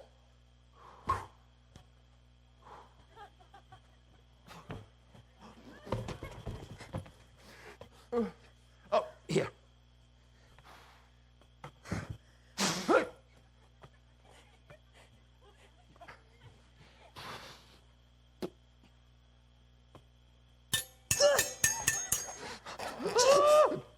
Hold there! Put up your sword. If this young gentleman hath done the offense, I take the fault on me. If you offend him, then I for him defy you. You, sir? Why, what are you? One, sir, that dare yet do more than you have heard him brag to you that he will. Nay, if you be an undertaker, I am for you. Ha ha!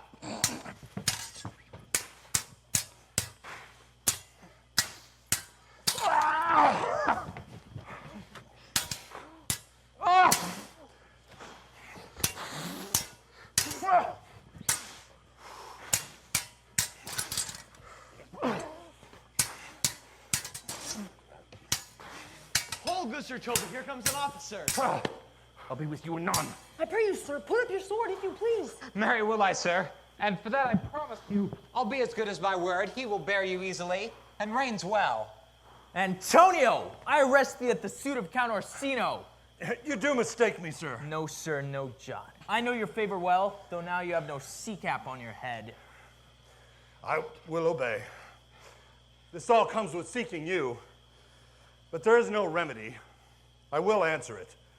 What will you do now that my necessity makes me to ask you for my purse? It grieves me more for what I cannot do for you than what befalls myself.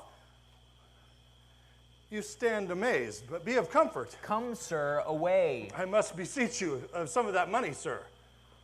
What money, sir? For the fair kindness you have showed me here, and part being prompted by thy present trouble, out of my low and lean ability, I'll lend thee something.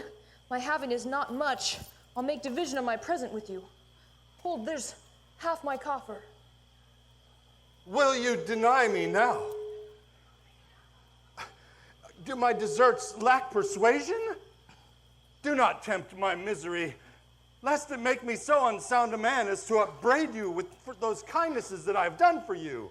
I know of none, nor know I you by voice or any feature. I hate ingratitude more in a man than lying, vainness, babbling, drunkenness, or any taint of vice whose strong corruption inhabits our frail blood. Oh, heavens themselves. Come, sir, I pray you, go. Let me speak a little. This youth that you see here, I snatched one half out of the jaws of death, relieved him with such sanctity of love, and to his image, which methought did promise most venerable worth, did I devotion. What's that to me? The time goes by. Away! But oh, how vile and idle proves this God. Thou hast, Sebastian, done fair features shame. In nature there's no blemish but the mind. None can be called deformed but the unkind. Virtue is beauty, but the beauteous evil are empty trunks or flourished by the devil. The man grows mad. Away with him. Come, come, sir. Lead me on. Methinks his words do from such passion fly that he believes himself. Prove true, imagination, oh, prove true, that I, dear brother, be now ta'en for you. Come hither, knight. Come hither, Fabian. We will whisper o'er a couplet or two of the most sage sauce. He named Sebastian. I, my brother, know, yet living in my glass. Even such and so in favor was my brother. For he went still in this fashion, color, ornament. For him I imitate. If this prove, tempests are kind, and salt waves fresh in love. A most dishonest and paltry boy, and more a coward than a hare. His dishonesty appears in leaving his friend in necessity and denying him. Or as for his cowardship, ask Fabian. A coward, a most devout coward, religious in it. Slit, I'll after him again and beat him. Do. Cuff him soundly, but never draw thy sword. If I do not. Come, let's see this event. I dare lay any money, 'twill be nothing yet.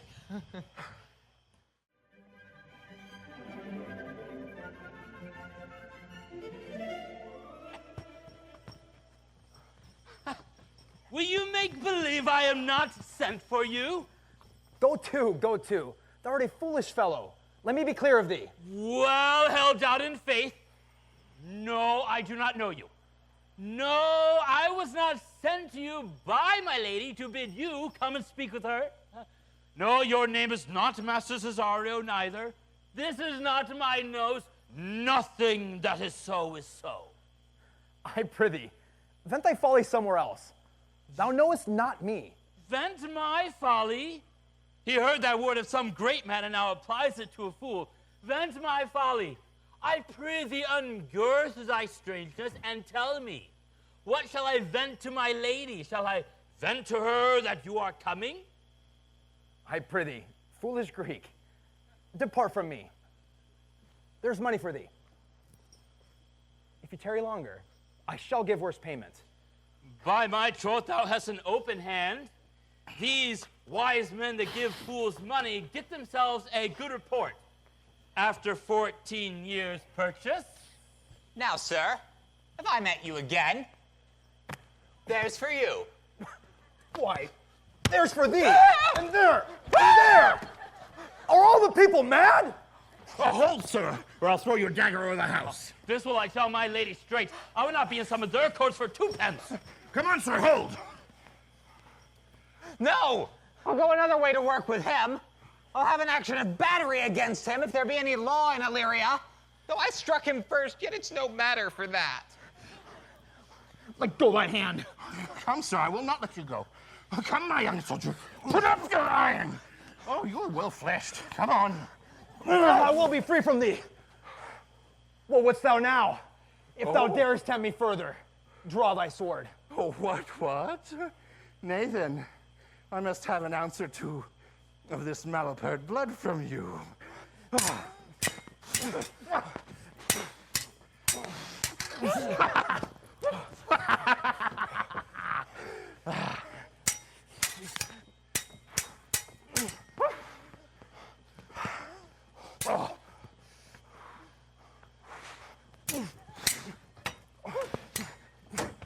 Hold, Toby!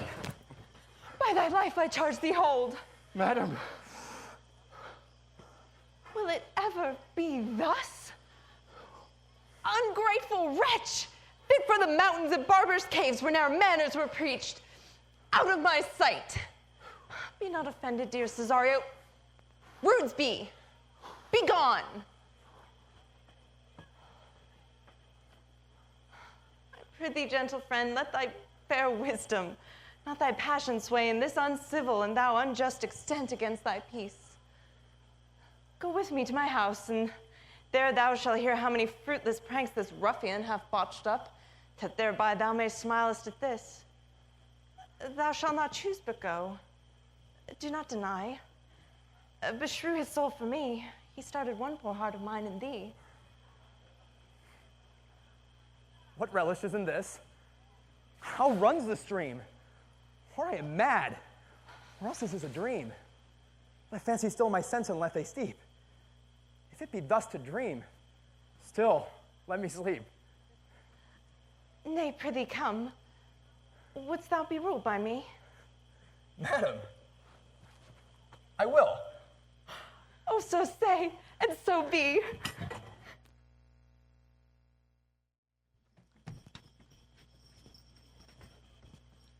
Nay, I prithee, put on this gown. Make him believe that thou art Sir Topaz the curate. Do it quickly. I'll call Sir Toby the whilst. I will put it on, and I'll dissemble myself in it. I would I were the first to have ever dissembled in such a gown. I am not tall enough to become the function well, nor lean enough to be thought a good student, but to be considered a good housekeeper and a careful man is as much to say an honest man and a great scholar. The competitors enter. Jove bless thee, Master Parson. Buenos dias, Sir Toby. For as the old hermit of Prague that never saw pen and ink, very wittily said to the daughter, the niece of King Gorboduc, that is, therefore I, being Master Parson, am Master Parson. For what is that but that, and what is but is? To him, Sir Topaz, to him. What ho? Peace in the prison? The knave counterfeits well. A good knave. Who calls there? Sir Topaz the curate, who comes to visit Malvolio the lunatic. Sir Topaz, good Sir Topaz, go to my lady. Out! Out, hyperbolical fiend! Why vexest thou this man? Talkest thou of nothing but ladies? Oh, well said, Master Parson. Sir Topaz, never was man so abused. Good Sir Topaz. Fie, thou dishonest Satan! I call thee by the most modest terms, for I am one of those gentle ones that use the devil himself with courtesy. Sayest thou that the house is dark? As hell, Sir Topaz. Why, it hath bay windows as transparent as barricadoes, and the clear stores towards the south-north are lustrous as ebony. Yet complainest thou of obstruction? I am not mad, Sir Topaz. I tell you, this house is dark. Madman, thou errest. I say there is no darkness but ignorance, in which thou art more puzzled than the Egyptians in the fog. I say this house is dark as ignorance, though ignorance were as dark as hell itself. There was never man so abused. I am well in my wits. Put the trial of it in any constant question. What is your opinion of Pythagoras concerning the wild fowl? That the soul of our grandam might haply inhabit a bird. And what do you think of his opinion? I think nobly of the soul, and in no way approve his opinion. Fare thee well. Remainst thou in darkness still. Thou shalt hold the opinion of Pythagoras ere I allow thy wits and fear to kill a woodcock, lest you dispossess the soul of my grandam. Fare thee well. Sir Topaz! Sir Topaz! Oh, my most exquisite Sir Topaz. Nay, I am for all waters. Thou mightst have done this without thy gown. He sees thee not. Now, to him in thine own voice, and bring me word how thou find'st him. I would we were well rid of this knavery here. If he may be conveniently delivered, I would he were. For I am now so far in offense with my niece that I cannot pursue with any safety this sport to the upshot. Come by and by to my chamber. Hey, Robin, jolly Robin, tell me how thy lady does. Fool! My lady is unkind, pardie. Fool! Alas, why is she so? Fool, I say! She loves another. Who calls? Good fool, if ever thou wilt deserve good at my hands, fetch me a candle, a pen, and some paper. As I am a gentleman, I will live to make thee thankful for it. Master Malvolio? Good fool. Alas, sir, how fell you besides your 5 wits? Fool, there was never man more wronged. I am as well in my wits as thou art. But as well? Then you are mad indeed if you are no better in your wits than a fool. They have propertied me here, and mean to keep me in darkness, asses. They mean to face me out of my wits. Advise you what you say, sir. The minister is here. Malvolio, Malvolio, thy wits the heavens restore. Endeavor thou to sleep and leave thy vain bibble-babble. Sir Topaz. Maintain no words with him, good fellow. Who I, sir? Not I, sir. God be with you, Sir Topaz. Marry, amen. I will, sir. I will. Fool, fool, fool, I say. Have patience, sir. What shall I say? I am shent from speaking to you. Good fool. Help me to some light and some paper. I tell thee I am as well in my wits as any man in Illyria. Well a day that you were, sir. By this hand I am, good fool, some ink, some light, and some paper. It shall advantage thee more than ever delivering of letter did. I will help you to it, but tell me true. Are you truly mad, or do you but counterfeit? Believe me, I am not mad, I tell thee true. Nay, I'll not believe a madman till I can see his brain. I'll fetch you pen and light and paper. Fool, I'll requite it to thee in the highest degree. I prithee, be gone. I am gone, sir, and anon, sir, till I meet again.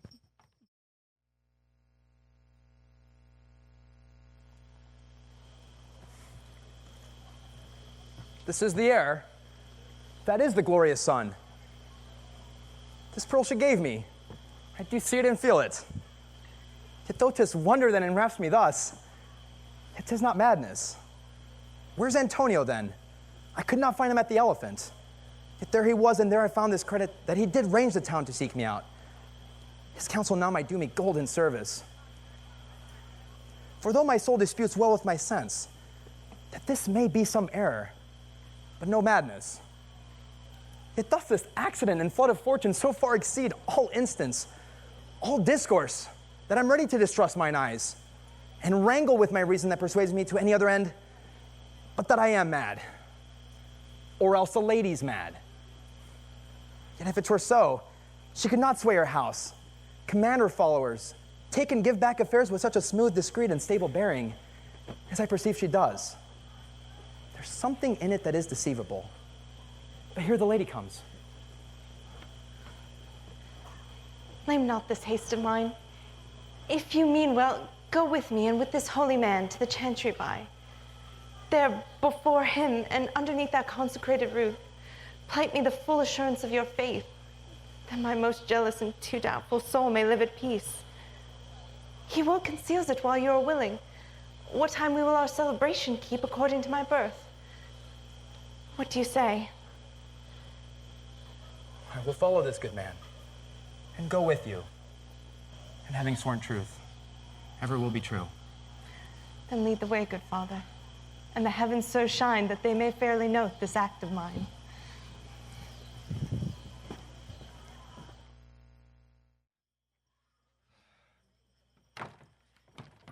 Now, as thou lovest me, let me see Malvolio's letter. Master Fabian, grant me another request.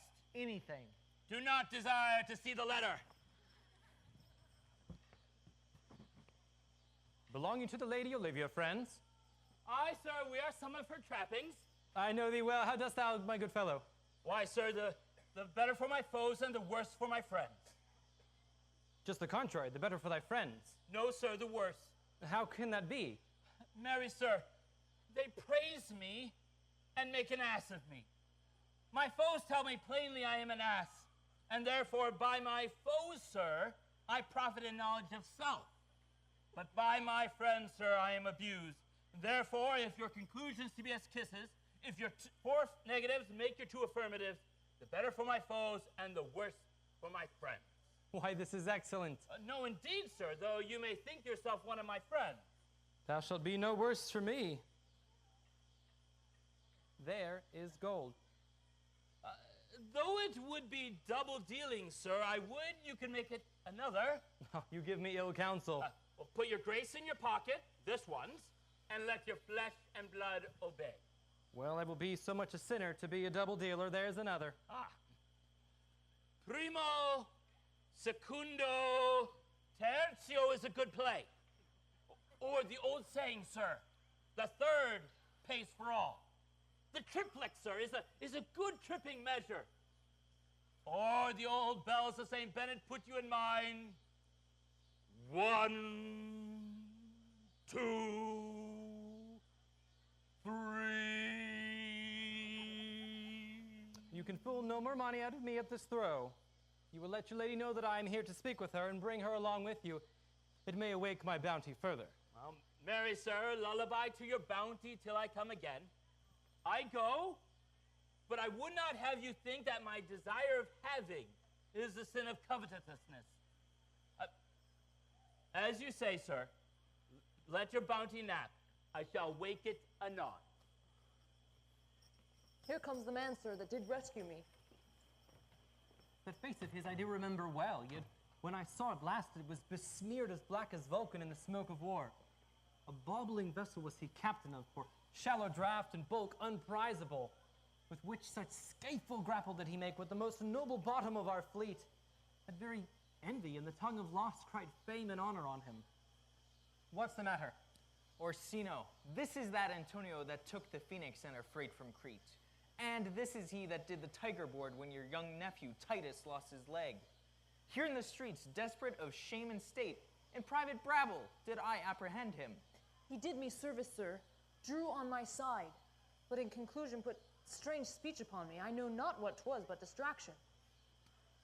Notable pirate, thou saltwater thief, What foolish boldness brings thee to their mercies, whom thou, in terms so bloody and so dear, hast made thine enemies?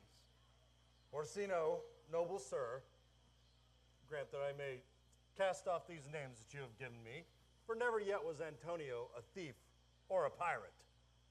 Though I confess, on base and ground enough, Orsino's enemy. A witchcraft drew me hither. That most ingrateful boy there by your side. From the rude seas and raged and foamy mouth did I redeem him. A wreck past hope he was. I gave him his life, and thereunto added my love, without retention or restraint, all his in dedication. For his sake did I expose myself, purely for his love to the adverse dangers of this town. Drew to defend him when he was beset, and there being apprehended, his false cunning, not meaning to partake with me in danger, taught him to face me out of his acquaintance, and grew a 20-year removed thing whilst one would wink. Denied me my purse, which I had recommended to his use not half an hour before. How can this be? When came he to this town? Today, my lord, and for 3 months before. Not a minute's vacancy, no interim. Both day and night did we keep company. Here comes the countess. Now heaven walks on her. But for thee, fellow, thy words are madness. 3 months this youth has tended upon me. But more of that anon. Take him aside. What would my lord but that he may not have, wherein Olivia may seem serviceable? Cesario, you do not keep promise with me. Good Madam, man. What do you say, Cesario? Good my lord. My lord would speak. My duty hushes me. If it is aught the old tune, my lord, it is fat and fulsome to my ear as howling after music. Still so cruel. Still so constant, lord. What, to perverseness? You uncivil lady, to whose ingrate and unauspicious altars my soul the faithfulest offerings hath breathed out that ere devotion tendered. What should I do? Even what it pleases, my lord, that shall become him. Why should I not, had I the heart to do it, kill what I love? A savage jealousy that sometimes savors nobly. But hear me this, since you to non-regardance cast my faith, and that I partly know the instrument that screws me from my true place in your favor, live you the marble-breasted tyrant still. But this, your minion, whom I know you love, and whom by heaven I swear I tender dearly, him will I tear out of that cruel eye, where he sits crowned in his master's spite. Come, boy, with me. My thoughts are ripe in mischief. I'll kill the lamb that I do love, to spite a raven's heart within a dove. And I most jocund apt and willingly, to do thee rest, 1,000 deaths would die. Where goes Cesario? After him I love, more than these eyes, more than my life, more by all mores than e'er I shall of wife. If I do feign, you witnesses above, punish my life for tainting of my love. I me detested, how I am beguiled. Who does beguile you? Who does do you wrong? Hast thou forgot thyself? Is it so long? Call forth the Holy Father. Come, away. Whither, my lord? Cesario, husband. Stay. Husband? I, husband, can he that deny? Her husband, Sarah. No, my lord, not I. Alas, it is the baseness of thy fear that makes thee strangle thy propriety. Fear not, Cesario, take thy fortunes up. Be that thou knowest thou art, then thou art as great as that thou fearest.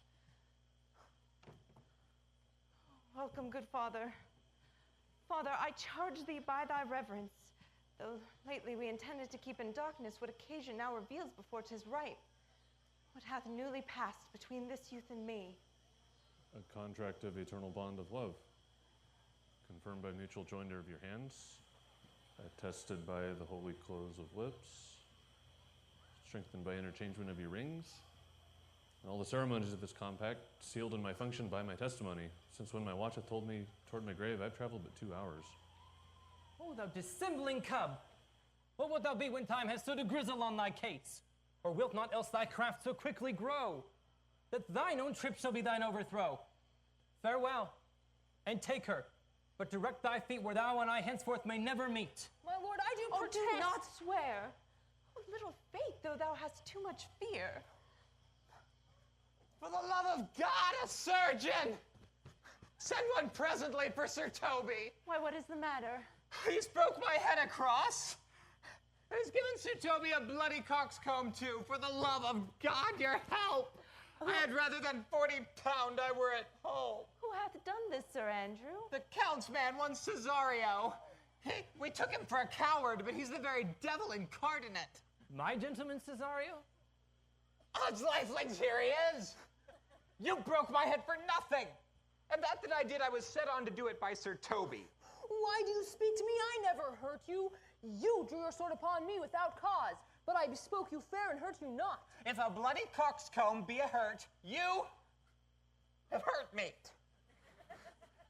I think you said nothing by a bloody coxcomb. Oh. Here comes Sir Toby, halting. You shall hear more. But if he had not been in drink, he would have tickled you otherwise than he did. How now, sir? How's it with you?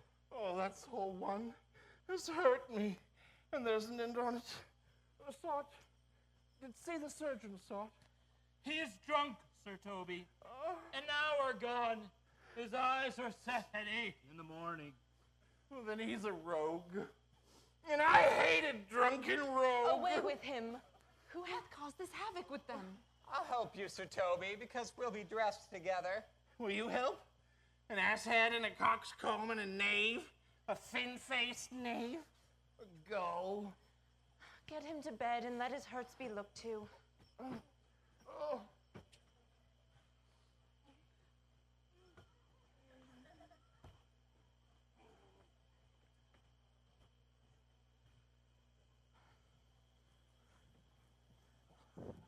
I am sorry, madam. I have hurt your kinsman. Had I been the brother of my blood, I would have done no less with wit and safety. You throw a strange regard upon me. By that I do perceive it hath offended you. Pardon me, sweet one. Even for the vows we've made each other but so late ago. One face, one voice, one habit in two persons. A natural perspective that is and is not. Antonio! Oh, my dear Antonio! How have the hours racked and tortured me since I have lost thee? Sebastian, are you? Fearest thou that, Antonio? Well, how have you made division of yourself? An apple cleft in two could not be more twin than these two creatures. Which is Sebastian? Most wonderful. Do I stand there? I never had a brother. Nor can there be that deity in my nature of here and anywhere. I had a sister, whom the blind waves and surges have devoured. Of charity, what kin are you to me? What countryman, what name, what parentage? Of Messalene. Sebastian was my father, such a Sebastian was my brother too. So went he suited to his watery tomb. If spirits can assume both form and suit, you come to fright us. A spirit I am indeed, but in that dimension grossly clad in which the womb I did participate. If you were a woman, and the rest goes even, I would let tears fall upon your cheek and say, thrice welcome, drowned Viola. My father had a mole upon his brow, And so had mine. and died that day that Viola from her birth had numbered 13 years. That record lives lively upon my soul. He did indeed finish his mortal act the day that made my sister 13 years. If nothing lets to make us happy both but this, my masculine usurped attire do not embrace me, till each circumstance of time, place, and fortune do cohere and jump, that I am Viola, which to confirm I'll take thee to a captain in this town where lie my maiden garments, by whose gentle help I was preserved to serve this noble duke. All the occurrence of my fortune since hath been between this lady and this lord. So comes it, lady. You have been mistook, but nature to her bias drew in that. You would have been contracted to a maid, nor are you therein by my life deceived. You're betrothed both to maid and man. Be not amazed, right noble is his blood. If this be so, as yet the glass seems true. I shall have share in this most happy wreck. Boy, thou hast said to me 1,000 times thou never shouldest love woman like to me. And all those sayings will I overswear, and all those swearings keep as true in soul as doth that orbed continent the fire that severs day from night. Give me thy hand, and let me see thee in thy woman's weeds. captain that did bring me first on shore hath my maid's garments. He upon some action is now in durance at Malvolio's suit, a follower and gentleman of my lady's. He shall enlarge him. Fetch Malvolio hither. And now I do remember me. They say, poor gentleman, he is much distract. Most extracting frenzy of my own, for my own remembrance banished his. How does he, Sarah? Truly, madam, he holds balls above at his stays, and as well as any man in his case may do. He has writ you a letter that I should have given to you today morn, but as a man's epistles are no gospels, it skills not much when it is delivered. Open it and read it. Look to be well edified when the fool delivers the bad man. By the Lord, madam! How now? Art thou mad? No, madam, I do but read madness. If your ladyship will have it read as it ought, you must allow voice. Oh, prithee, read it in thy right wits. So I do, madam, but to read it in his right wits is to read it thus. Therefore, perpend my princess and give ear. Read it you, Sarah. By the Lord, madam, you wrong me, and the world shall know it. Though you have put me into darkness and given your drunken cousin rule over me, yet have I the benefit of my senses as well as your ladyship. I have your own letter that induced me to the semblance I put on, with the which I doubt not, but to do myself much right or you much shame. Think of me as you please. I leave my duty a little unthought of, and speak out of my injury. The madly used Malvolio. Did he write this? Aye, madam. This savors not much of distraction. See him delivered, Fabian. Go fetch him hither. So please, my lord, these things further thought on. To think of me as well as sister, as a wife. One day shall crown the alliance on it. So please you, here, at my home, and at my proper cost. Madam, I am most apt to embrace your offer. Your master quits you, and for your service done him so much against the mettle of your sex, so far beneath your soft and tender breeding, and since you have served him for so long, here is my hand. You shall from henceforth be your master's mistress. And a sister. Thou art she.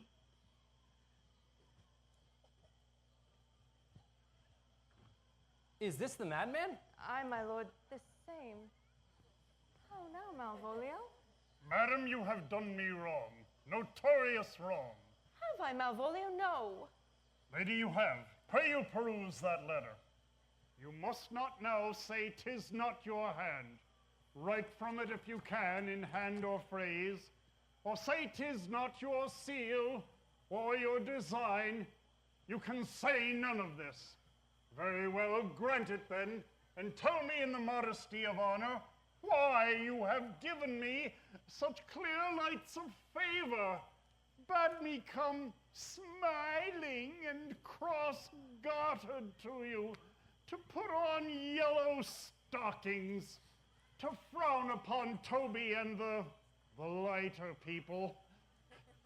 And acting this in obedient hope, why have you suffered to have me imprisoned, kept in a dark house, visited by a priest, and made the most notorious geck and go that ever invention played on? Tell me why! Alas, Malvolio, this is not my writing. Though I confess much like the character out of question, 'tis Maria's hand. And now I do bethink me, it was she that first told me thou wert mad. Then camest in smiling, and in such forms that were presupposed upon thee here in the letter. Prithee be content. This practice hath most shrewdly passed upon thee, but when we know the grounds and authors of it, thou shalt be the plaintiff and the judge in thine own cause. Good madam, hear me speak, and let no quarrel nor no brawl to come taint the condition of this present hour which I have wondered at. In the hope it shall not, most freely I confess, myself and Toby set this device against Malvolio here, upon some stubborn and uncourteous parts we had conceived against him. Maria writ the letter at Sir Toby's great importance. in recompense whereof he hath married her. How with a sportful malice it was followed, may rather pluck on laughter than revenge, if the injuries be justly weighed that have on both sides passed. Poor fool, how they have baffled thee. Why, some are born great, some achieve greatness, and some have greatness thrust upon them. I was one in this interlude, one Sir Topaz, but that's all one. By the Lord, fool, I am not mad. Do you remember? Why smile you at such a barren rascal? If you laugh not, he's gagged. And thus the whirligig of time brings in his revenges. I'll be revenged on the whole pack of you. Hath been most notoriously abused. Pursue him and entreat him to a peace. He hath not told us of the captain yet. When that is known and golden time convents, a solemn combination shall be made of our dear souls. Meantime, sweet sister, we shall not part from hence. Cesario, come, for so you shall be, while yet you are a man. And when in other garments you are seen, Orsino's mistress and his fancy's queen.